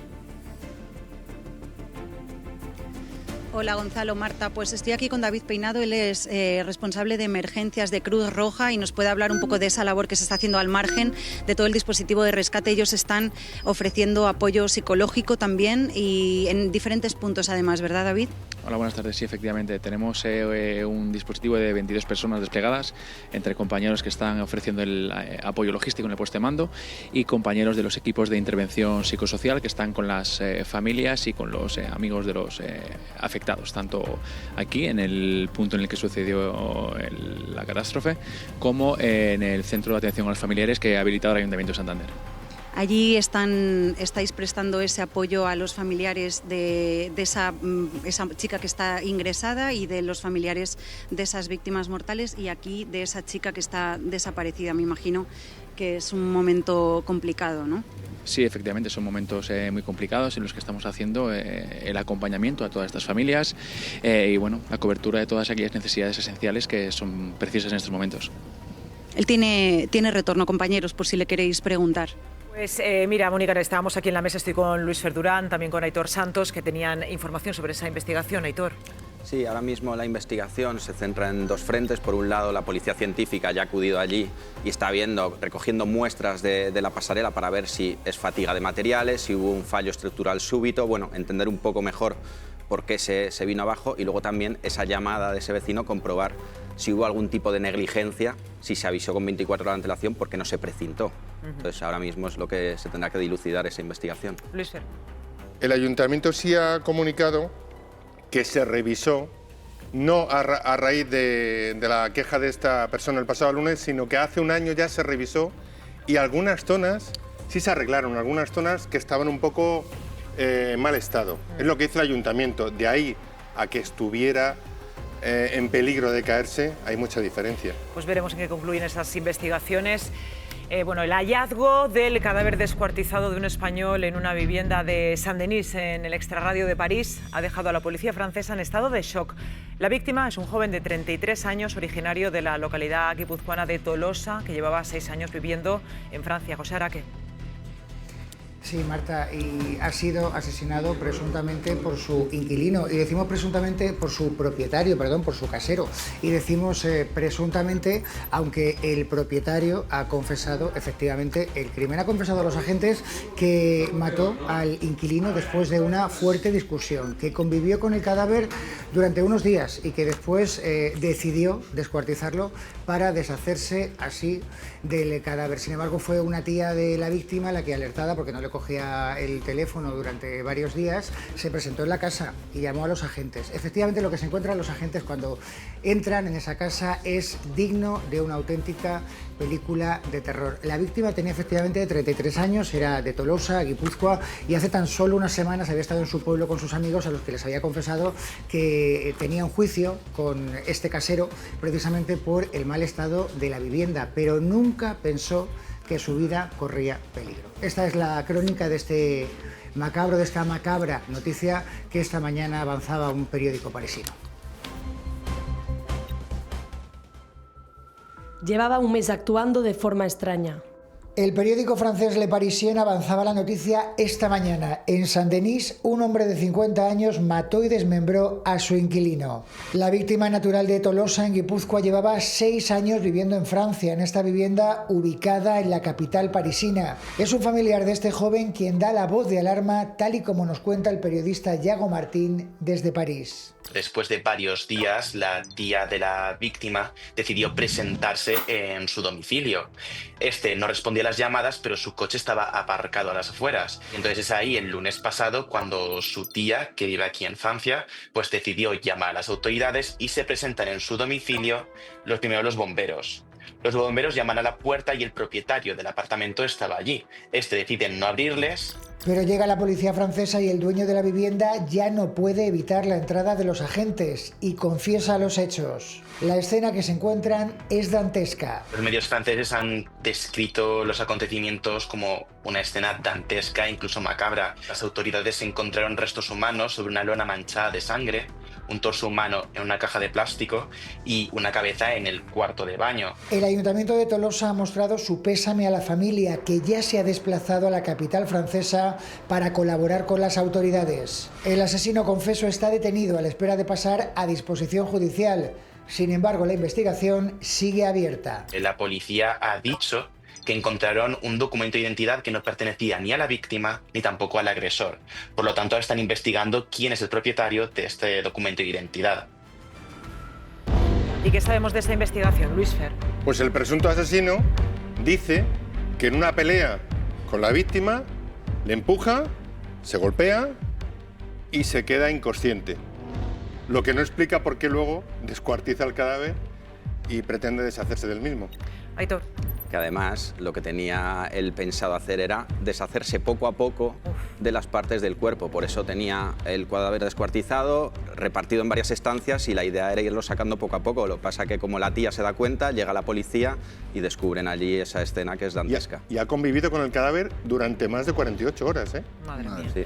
Bueno, la Ertzaintza ha irrumpido en el centro de mayores Bonaparte de Santutxu para prohibir sus partidas de bingo, advirtiendo a los mayores de que cantar una línea y llevarse unas monedas les puede salir por una multa de 60.000 euros. A 20 céntimos el cartón, a lo mejor no les renta seguir con las timbas. Arantxa de Fez.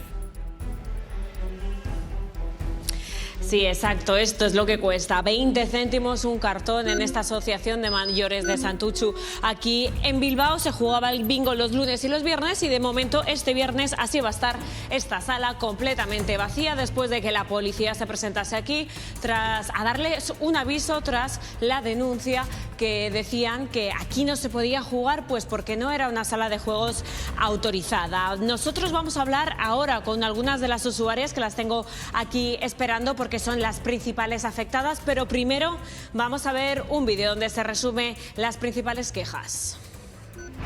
Hagan juego, pero con cuidado. En el hogar del jubilado de Santutxu, cantar líneas se ha vuelto una actividad de alto riesgo. Por entretenerse. Hace unos días que las líneas y los bingos se vieron interrumpidos aquí, cuando la Ertzaintza se personó para advertirles que estaban incurriendo en un delito. Les habían dicho que estábamos jugando al bingo y que no se podía jugar al bingo. Aunque la primera visita de los agentes fue un aviso, les advirtieron de que lo próximo sería una denuncia. La denuncia venía con 60.000 euros, o sea, pues no sé dónde tenemos los 60.000 euros, porque lo que es nosotras... Una cifra para ellos totalmente desorbitada, ya que lo que pagan por cartón... 20 céntimos. ¿Qué estamos haciendo? 20 céntimos, señor. ¿Nos vamos a lucrar con eso? Aquí no se lucra de nadie nada. La denuncia la ha interpuesto un local de juego próximo al hogar del jubilado y tienen claro cuál ha sido el motivo. Esto no ha sido más que por maldad. Están indignados. Que no nos lo saquen, por favor. Para estos vecinos, el bingo es la excusa perfecta para salir de casa y ejercitar la mente. Con 1 euro estamos toda la tarde, ¿eh? Y lo que sobre, compran cosas y arreglos y se portan muy bien. Y de maravilla estamos aquí. Para los jubilados, el juego no es más que un entretenimiento para la gente como nosotras, mayor. Un entretenimiento que de momento en Santutxu se queda en pausa y con el bombo parado. Pobre gente. Estamos indignados. Pues sí, y no me extraña. Arantxa, tú estás con alguna de estas mujeres asiduas de este centro de mayores que están enfadadas, como no puede ser de otra manera, porque no les dejan echar su partida, las están cortando las alas de su libertad. Pues sí.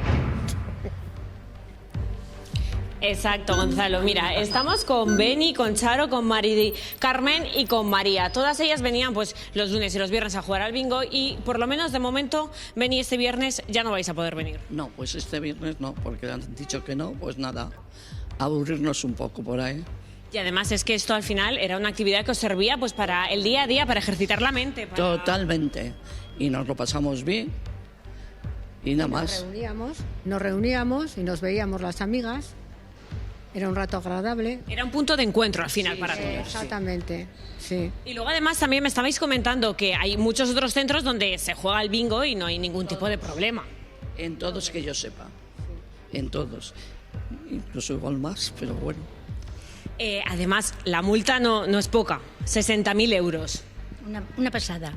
Desde luego, para lo que es esto, una pasada, porque esto es un entretenimiento. Vamos, para la juventud y de mayores. De mayores. Porque, a ver, para que nos hagamos una idea, ¿cuánto se puede ganar aquí un día bueno en una partida? Unos 39, 40 euros. Cuando es muy bueno, muy bueno, muy bueno. Y eso a repartir, me estabais contando antes. 30, si no, normalmente 30, 32, normalmente. Una línea de 14 ya es mucho. repartido para 2. Que al final lo hacen para aquí, para ejercitar la mente, para... En los sitios se juega el bingo. Si no es por Lo que no sé por qué y a quién es la denuncia. ¿A quién? ¿Al centro? ¿A los jubiletas o a quién? Claro, ¿quién tendría que pagar esos 60.000 euros? Es la pregunta. ¿A quién es la pregunta? ¿A quién han denunciado? ¿A quién han querido hacer daño? Al centro, porque no creo que vaya a ser a los jubilados. Al centro y a los mayores. A los jubilados. Y a los mayores que tienen un depresión. Exacto, ninguna culpa tienen ustedes. Pues esta es la situación, compañeros, en este centro de mayores aquí en Bilbao. Veremos en qué queda. Muchas gracias, Arantxa, y un abrazo enorme a nuestras amigas. Bueno, en el barrio de La Macarena, Sevilla, los vecinos están en pie de guerra por el aumento de la inseguridad. El motivo, la proliferación de los conocidos como gorrillas, esos maestros de encontrarte pues, un sitio para aparcar a cambio de €1 o de atenerte a las consecuencias. Según denuncian los vecinos, desde que estos gorrillas han tomado sus calles, los robos en vehículos y tiendas han aumentado. Hay incendios en la vía pública, suciedad, ratas, delincuencia. Un cuadro. Jara Gómez. Un auténtico cuadro, Gonzalo. ¿Y qué han hecho los vecinos? Pues buscar soluciones. Llevan 2 noches, más de 100 vecinos saliendo a patrullar sus calles. Lo que hacen es ir uno por uno a esos llamados gorrillas y pedirles amablemente que abandonen su barrio, que aquí ya no tienen cabida. Se niegan estos vecinos a pagar por aparcar, un aparcamiento que es público, que ya es suyo. Y ojo, porque no piden solo un donativo, es que ellos también marcan sus precios, mínimo €1. También hay conflictos entre esos propios gorrillas que se distribuyen las calles y eso genera conflicto, inseguridad en el barrio. Estos vecinos están hartos, esta noche van a volver a salir, así lo viven en este barrio. En este barrio sevillano llevan meses soportando esto. ¿Qué es lo que tenemos que aguantar? Las amenazas y las exigencias de los gorrillas. Quieren que le demos, no le vamos a dar y encima nos amenazan. Y a mi marido le han querido hasta pegar. Y si se niegan a pagar, hay represalias. Arañazos en los coches, retrovisores rotos, pintadas. ¿Rayones en tu coche? Sí, rayones, me lo han golpeado, lo he reparado y de nuevo golpeado. Me le partieron el vidrio trasero. Por negarte a dar dinero. Claro.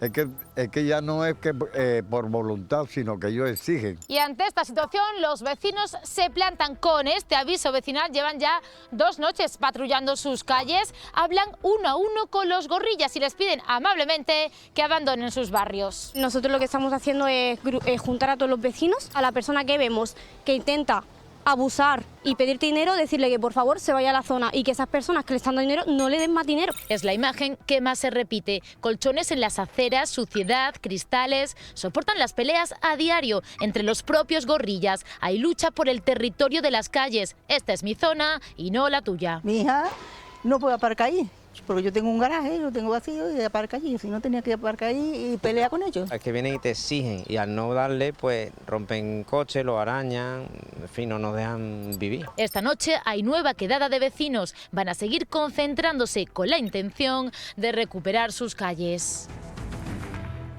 Jara, ¿qué te dicen los vecinos? Que los vemos a todos allí. Pues se plantan, Marta, Gonzalo, Iván. No solo os piden un donativo, es que ellos marcan sus precios. Sí, hola, buenas tardes. Sí, el problema del estacionamiento es que ya no se conforman con la voluntad de la persona que aparca, ¿no? Sino que ya exigen mínimo €1, incluso días muy señalados, como cuando hay partidos en el Estadio Olímpico, pues te piden incluso €2 y si dan menos, pues hay consecuencias. Heidi, ¿qué consecuencias son? Si os negáis a pagar, que es lo que lleváis haciendo meses, ¿qué es lo que pasa? Nos rompen los cristales, nos abren los coches, nos los rayan, nos amenazan, amenazas físicas, nos persiguen, sobre todo las mujeres. Con las mujeres es horroroso cómo se comportan de groseros y agresivos. Tú tienes un bar y me decías, es que los clientes no quieren venir porque se meten hasta adentro a pedirles, a exigirles el dinero. Sí, se meten adentro, por favor tienes que pagar, y ellos no pueden pagar si esto es libre. Entonces ya da miedo venir porque tienen que aparcar. Nuestros clientes pues son fuera del barrio y no pueden aparcar porque ellos están ahí. Entonces se meten dentro del bar a exigir que le paguen. Maite, ¿esta noche vais a volver a salir? Sí, vamos a salir de nuevo. Estamos haciéndolo mañana, tarde y noche. Somos patrullas pacíficas. Les invitamos a que se vayan amistosamente a otro lugar o que dejen esa actitud de amenazas y acoso. Y sí, lo vamos a hacer continuamente hasta que esto termine. Hoy en Doctor Jaime Marco a las 8, todo el que quiera está invitado a esta movilización pacífica en la calle, como ya he dicho, Jaime Marco, y en la barriada del Cerezo, y todos los barrios colindantes están invitados a esta movilización. Maite, vosotros cuando vais patrullando esas calles, ¿qué es lo que le decís? ¿Les invitáis a irse? ¿Y de momento está funcionando? Sí, la verdad que está funcionando. Sobre todo porque no utilizamos la violencia, simplemente les invitamos a que se marchen y les hacemos ver que la actitud no es la adecuada. Ellos se quedan un poquito en shock porque es lógico, nos acercamos muchos, pero estamos cada día más organizados y cada vez más seguros de que esto lo vamos a conseguir si seguimos unidos. Pues esta noche van a volver a patrullar sus calles porque quieren soluciones inmediatas ante este conflicto que todavía siguen soportando durante meses. Muchísimas gracias, Jara, y gracias a todos los vecinos por estar con nosotros. Y nos vamos al temporal porque ya Regina, ya sabemos que va a traer mucha calima, pero es que además ya nos decía Martín Barreiro que va a traer muchas lluvias, con lo cual será barro. Ahora hablaremos con Martín, pero claro, en las Islas Canarias, además de vientos fuertes y mar revuelto, la borrasca está provocando lluvias intensas en varias islas y nieve en las cumbres más altas como el Teide y el Roque de los Muchachos, donde los paisajes se cubren de blanco por primera vez en la temporada. Cielos turbiamente marrones y atmósferas cargadas van apareciendo por distintos lugares del país. Un fenómeno que no se ve, pero sí se respira y se nota en la ropa tendida y en los coches. La calima. La borrasca Regina está empujando hacia buena parte de España una masa de polvo sahariano en suspensión y que ya afecta a lugares inesperados como La Rioja y Burgos, reduciendo visibilidad y deteriorando la calidad del aire. Bueno, y mientras la calima cubre gran parte de España, en Ezcará y La Rioja, la naturaleza nos regala un espectáculo completamente distinto. Niebla baja que se desliza a través de este paisaje idílico, creando una bonita estampa capturada en un timelapse que nos da, para variar, un poco de paz en el repaso meteorológico. Si estáis por Málaga y os apetece salir a dar una vuelta, mucho ojo, porque se esperan trombas de 15 litros por metro cuadrado en solo una hora y granizadas importantes. Además, preparad los paraguas y la paciencia, porque la lluvia viene cargada de barro. Manu Silva. Sí, ya lo veis, llueve de forma abundante aquí en Málaga y esto ha llevado a la Agencia Estatal de Meteorología a activar el aviso amarillo por lluvias y tormentas en toda la zona de Málaga, concretamente en las comarcas del Valle del Guadalhorce, de la Axarquía malagueña y de la Costa del Sol. Ojo, porque este aviso va a permanecer activo durante toda la tarde de hoy. Máxima precaución. También comentar que estas lluvias vienen también acompañadas de granizo, de tormentas y de calima. ¿Qué es esto de la calima? Bueno, pues un polvo en suspensión que se termina convirtiendo en barro acumulado. Ojo también, descenso térmico, ya lo estamos notando y mucho. Fíjense cómo estamos aquí con el abrigo y con la bufanda en pleno mes de marzo. Atención, porque a finales de esta semana llega un nuevo frente. Muy pendientes de cómo evoluciona esta borrasca. Vamos a ver ahora estas imágenes que nos acaban de llevar del municipio de Humilladero en Málaga. Granizada brutal, vamos a verlo.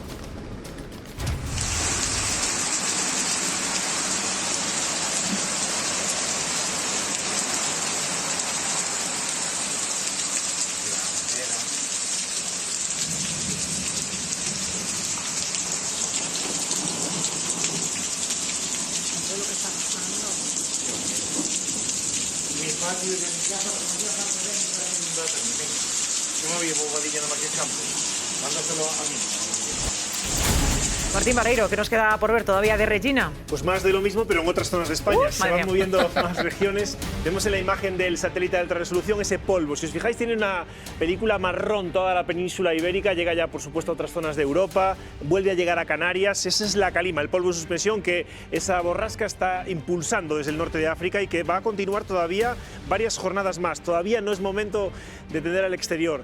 Hablamos de una borrasca con precipitación hoy ya fuerte en el sur peninsular.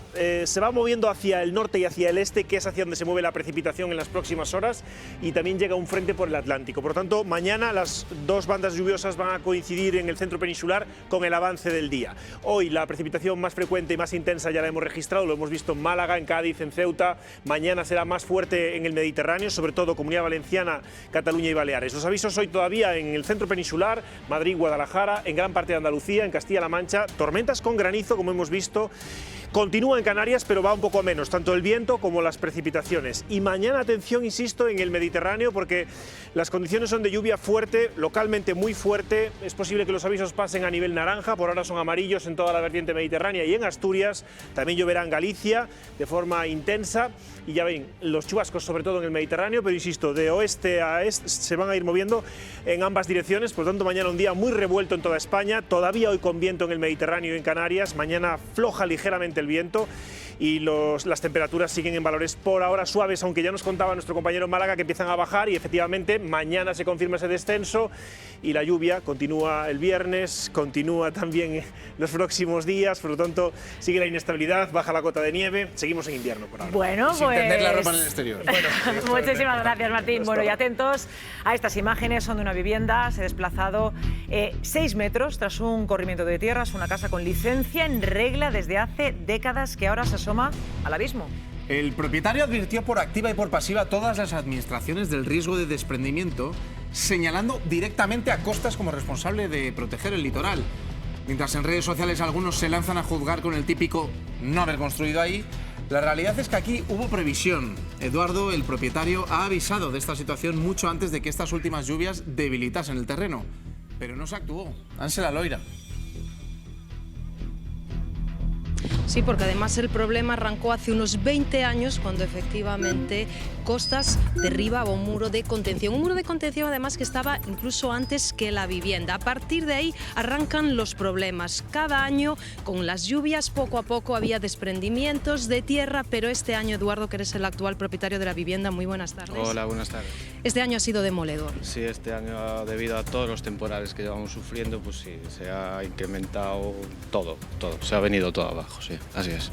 La vivienda se ha llegado a desplazar hasta 6 metros. Sí, yo calculo que sobre 6 metros de su base. Es curioso que todavía no se haya caído toda ella, pero sí, como podéis apreciar hay un desprendimiento, o sea, hay un desplazamiento que es llamativo, vamos. Mira, vamos a explicarles, porque por si acaso no se aprecia bien con la casa, ese eucalipto que estamos viendo en imagen, hace un año, año y medio estaba aquí, al lado de la casa. Sí, calculemos sobre unos 6-7 metros en esa dirección, sí, así es. Y en año y medio ya está allí abajo. Esto viene como yéndose, esa ladera se va yendo en ese sentido y parece que la casa pues se está viniendo en este otro. Todo desde que falta el muro de contención. Eso ha perjudicado mucho, sí. Un muro de contención que además acabas de descubrir ahora, hace unos minutos, que te explicaba un vecino, tienes aquí los permisos, sí. Estaba legal. Sí. Por lo que dice aquí, había una autorización del año 70. Yo desconocía este papel. Nosotros acabamos de heredar la casa y bueno, esto era anteriormente de unos tíos míos y bueno, pues sabíamos que había hecho la casa conforme a la ley, pero yo no llevé ese trámite de cuando fuera el derrumbe, vamos. Pues una situación complicada. Muchísimas gracias, Eduardo, por atendernos.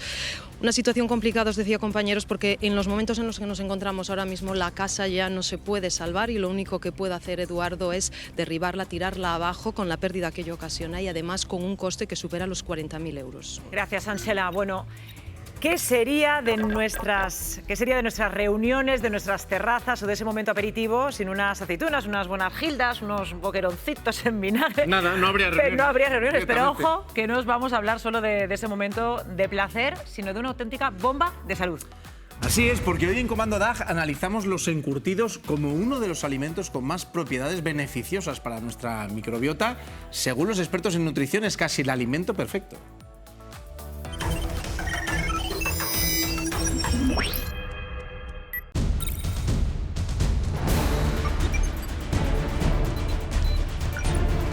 ¿Qué son los encurtidos? Cualquier alimento que está conservado o bien en un medio ácido, como puede ser, por ejemplo, el vinagre, o bien en una salmuera. ¿Y qué alimentos son susceptibles de que podamos convertir en un encurtido? Los vegetales, por ejemplo, prácticamente casi todos se pueden encurtir, como por ejemplo tenemos aquí las zanahorias, la coliflor, podemos encurtir una cebolla blanca, una cebolla roja, un ajo, un rábano, los pepinos, las berenjenas. ¿Por qué son tan beneficiosos? Nos va a aportar probióticos. Esos probióticos maravillosos para la microbiota intestinal. ¿Cómo actúan en nuestra microbiota? Aquí reside el 70% del sistema inmune. Los encurtidos son alimentos simbióticos. ¿Qué significa simbiótico? Por un lado, me va a aportar esos microorganismos que van a llegar vivos al sistema digestivo y van a proliferar. Y por otro lado, me va a aportar ese alimento, ese sustrato que necesita ese bichito para comer y ser feliz. ¿Qué vamos a hacer para hacer un encurtido? Primero vamos a cortar las verduras.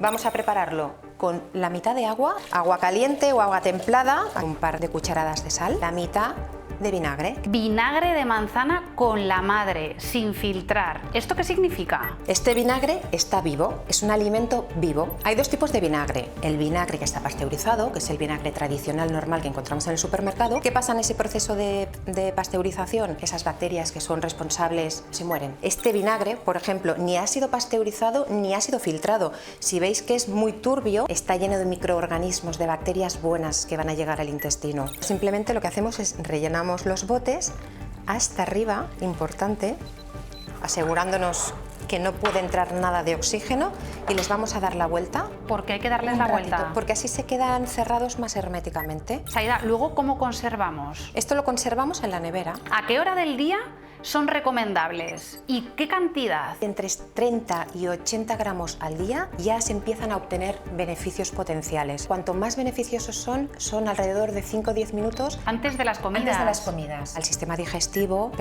empezamos a salivar más, empezamos a secretar ya más jugos gástricos y empieza ya el proceso de digestión. Rocío Orellana, unos pepinillos en vinagre tienen tantas propiedades que hasta los deportistas de élite lo toman, ¿no? Así es, Marta y Gonzalo, y os voy a contar por qué. ¿Te refieres a nosotros? No, creo que no. Se ha puesto, bueno, tú vas mucho al gimnasio, Gonzalo. Se ha puesto de moda entre los deportistas y también en los gimnasios, lo vas a ver en breve, y también ante los ojos de expertos y nutricionistas de medio mundo se han fijado en ellos, en los encurtidos. ¿Por qué? Porque una de nuestras estrellas más internacional, sino, bueno, la más, Carlos Alcaraz, en pleno partido del Open de Australia, tuvo un calambre y fijaos, aquí lo estamos viendo en la imagen. ¿Qué hizo? Se está tomando un zumo de pepinillos en vinagre. Bueno, la imagen se hizo viral al momento, ha dado la vuelta al mundo y, como os decía, cientos de expertos y de nutricionistas, pues eso, dicen ¿por qué? Vamos a buscar la explicación. No sé si me queréis acompañar. Hombre, viendo esto, por supuesto que sí. Que tampoco se piense el personal tiquitín. Que si se bebe eso va a ser Carlos Alcaraz. Eso es. Esto es importante también. Bueno, hoy está todo el equipo salivando, excepto una persona, nuestra realizadora, Lucía, que nos ha dicho que no le gusta nada, pero bueno, es la única. Os quiero contar. Vale. Son saciantes, tienen pocas calorías, son muy baratos y además buenísimos para nuestra microbiota. Coge, Marta, es que antes de los ensayos Marta ya no podía, sí, ya estaba, no podía aguantarlo más. La única limitación que tenemos que tener es la cantidad, debe ser moderada, unos 70-80 gramos. Aquí hemos tenido un peso, tenemos aquí preparado un peso para preparar, a ver, pues la cantidad moderada, ¿pero para qué? ¿Tienes pilas o qué? Así, para el aperitivo, para que sea un aperitivo perfecto. Vale. Lo podemos comer. Pasarte. Eso es. De aquí podemos comer lo que queramos, pero claro, hay que tener en cuenta que las calorías cuentan. Entonces, por ejemplo, mira, 70-80 gramos serían esta gilda, esta otra que preparo por aquí. Aquí tengo una cucharita, voy a coger un par de aceitunas. Las aceitunas son lo más calórico, depende además la modalidad. Los pepinillos, lo mejor, 15 calorías por cada 100 gramos. Prácticamente nada, prácticamente nada. Y además, vas por 80, ¿eh? Voy a ser un poco generosa. Fijaos, este aperitivo, según los expertos y los nutricionistas, es una bomba de salud. Va directamente a nuestra microbiota. Es decir, Para la salud intestinal, una maravilla. Y luego, además, ¿por qué, por ejemplo, si Carlos Alcaraz toma zumo de pepinillos en vinagre? Es por algo. El vinagre, en contacto con nuestra lengua, con nuestras papilas gustativas, manda un mensaje al cerebro para que se relajen nuestros músculos. ¡Ay, qué bien! Entonces, pues mejora el tiempo de recuperación en caso de los deportistas. Pues yo hay días que me vendría bien un poquito de vinagre. Hoy te vendría muy bien, ¿verdad? Hoy, por ejemplo. Deberías, Gonzalo, deberías terminar este programa hoy directo al grano comiéndote unos buenos pepinillos. Yo creo que sí, que la audiencia te lo va a agradecer. Bueno, ¿qué más queréis? Que la audiencia te lo va a agradecer. Pues a mí aquí me viene faltando, más allá del vinagre, una caña. Claro. O sea, yo veo todo esto y está muy bien y me encanta. Gonzalo, el próximo día te la traigo, pero solo una, por favor. Solo una. Y 0-0. Pues nada, Rocío, ha sido magnífico, un placer y sobre todo para mis papilas gustativas. Yo fenomenal. Rocío, muchísimas gracias, compañera. Bueno, y ahora lo avanzamos al principio del programa, una investigación, una denuncia que nos ha helado el corazón en la redacción de nuestro programa, una investigación que ha capitaneado Pablo Montes, nuestro compañero. Imagínate, bueno, ¿qué sería de nuestras... espérate, imagínate que tu hijo o tu hija, de apenas 6 años y con dificultades para comunicarse, empieza a dibujar obsesivamente escenas de horror y a llorar desconsoladamente para no ir al colegio. Es la pesadilla que han vivido y todavía viven decenas de familias de un centro con vínculos con el Opus Dei en la Comunidad de Madrid, un caso que está judicializado y del que evidentemente no vamos a facilitar más datos para proteger a esos menores afectados. Sí, no hablamos solo de sospechas, hablamos de una denuncia que detalla cómo un trabajador supuestamente acorralaba a niños con autismo en las esquinas del patio para abusar sexualmente de ellos. Lo más indignante es que, según los padres, el centro supuestamente lo sabía. Este trabajador coge a los menores con fuerza y se los lleva a esquinas del patio mientras se quejan. Una vez está contra la pared o la valla, les empieza a tocar la cara, el torso, la espalda y finalmente el culo. Forma parte de la denuncia contra el trabajador de un colegio de la zona este de Madrid a la que ha accedido directo al grano. Jamás había fingido una sonrisa la niña cuando salía del colegio. Digo, aquí hay algo raro. Empezabas a tirarle un poco de la lengua de qué ha pasado, venga, cuéntamelo, ¿estás bien? Y ella dijo no y empezó a llorar. Y no solamente a llorar, sino a pegarse para quitarse las lágrimas. Tienen entre 3 y 6 años. Para los padres todo empieza con cambios de comportamiento. Empiezas a atar cabos de ya no quiere comer ciertas cosas, nombra mucho la palabra lobo y tú piensas, bueno, a lo mejor ese lobo es un juego que están haciendo en el cole, ¿qué tal? Y no le das mucha importancia. Veíamos a lo largo de los meses que le tratábamos ciertas lesiones que no cesaban, aún con el uso de medicamentos. Se trata de niños con autismo y con dificultades a la hora de comunicarse. Que en los dibujos remarcaba con un énfasis un poco extraño el tema del agujero del ano, pezones y demás. Y nos sorprendió. Eso, juntado con terrores nocturnos y demás, y con no querer ir de repente al cole, eran los signos de alarma. A una niña le agarró por la espalda y restregó sus partes íntimas sobre su cabeza, mientras él le sujetaba y la inmovilizaba para restregarse. Que las profesoras, en un principio en noviembre, antes de que se diera la noticia en mayo, ya habían dado un aviso al colegio y dijeron que no veían nada peligroso en esta persona, simplemente que era cariñoso. Es una maestra de este colegio religioso concertado quien acaba grabando los abusos sexuales que presuntamente llevan meses produciéndose. A un niño le acercó la cara hacia sus partes íntimas, le abrió la boca con fuerza y dejándola abierta sin que el niño la pudiera cerrar, empezó a estrangularle mientras sujetaba la cara al niño y la pegaba a sus partes íntimas. No estamos hablando de algo totalmente escondido, que es quizá una de las cosas que más impactan. Estamos hablando de que esto sucedía en el patio, que sucedía en los pasillos. Pero esta persona se conocía al dedillo los nombres de los niños TIA y sabía diferenciar quiénes eran y quiénes no, porque estaban marcados por chalecos naranjas. De repente todo encaja, la culpa cae como una losa. Hay decenas de denuncias y los padres apuntan directamente al colegio. Hay muchos profesores que han visto todo y no han dicho nada. Esa firme convicción de que el colegio presuntamente ha estado tapando lo que ha ocurrido. Están contando que marcaban a los niños con chalecos amarillos para que supieran cuáles eran los más vulnerables. Esto lo están contando los papás. Y están diciendo que el colegio no hizo lo suficiente, Pablo. Los niños estaban marcados con chalecos porque eran niños que tenían necesidades educativas especiales. En este caso eran niños con trastorno del espectro autista y eran esos los niños a los que este hombre supuestamente elegía para practicar esos abusos, esas agresiones, en algunos casos en toda regla, porque, dicen los padres, creen que además el centro les ha fallado porque lo sabía desde hace meses, supuestamente antes de que se pusiera la denuncia, elegía a esos niños porque eran los que tenían mayores dificultades comunicativas y los que luego no iban a poder expresar lo que les habían hecho. Chema. A mí me parece esta denuncia brutal, ¿no? Sobre todo por la vulnerabilidad de estos niños. La denuncia de los padres es muy sólida. Y ellos dicen que el centro tardó hasta 8 meses en actuar. Yo lo que no me explico es que con una sola denuncia, solo una, son decenas de denuncias, pero solo una, creo que hubiera bastado no solo a este centro, sino a cualquier administración pública a coger y abrir una investigación. Vamos, si hace falta cerrar el colegio hasta que quede claro lo que ocurre para que ningún chaval, alguno de ellos de 3 a 6 años, sufrirán estos presuntos abusos. Voy contigo, Carlota, es que claro, tú has hablado con el centro. Claro, Perdona, Pablo, que te interrumpo. No, decía, el Plural ha hecho una investigación durante meses bastante exhaustiva. Nosotros hemos hablado también con el centro educativo. Ayer hablaba con su director por teléfono. No nos ha querido conceder una entrevista a cámara, pero sí nos ha respondido un cuestionario que hemos enviado desde Directo al Grano. Y lo que dicen es que ellos no asumen ningún tipo de error, que ellos no creen que hayan hecho nada, absolutamente nada mal, que han cumplido el protocolo en todo momento y que no tenían avisos previos, a pesar de que las propias maestras reconocen tanto en sede policial como en sede judicial que ellos ya habían comentado que algo raro estaba sucediendo. Algo raro de esta magnitud, de esta gravedad, con niños de esta vulnerabilidad, y no se hace nada hasta que por fin una profesora lleva un vídeo y entonces el director dice, ostras, y ya logrado. Ahora hay que ir a la policía. Es que el horror no terminó con la detención. 9 meses después, estas familias denuncian que se han chocado contra un muro de amenazas y presiones por querer saber la verdad. Mientras sus hijos siguen sufriendo terrores nocturnos, los padres se sienten abandonados por una administración que no les da apoyo psicológico y por un centro educativo que, según ellos, se ha cerrado en banda. Han amenazado a algunos padres para que nos lasen, presiones, amenazas, por eso da tanto miedo, por eso tenemos miedo. 9 meses después de la primera denuncia, las familias no tienen acceso a toda la causa ni han recibido apoyo psicológico por parte de la administración. ¿No sabes exactamente qué le pasó a tu hijo allí dentro? No lo sabemos porque el colegio se ha cerrado en banda.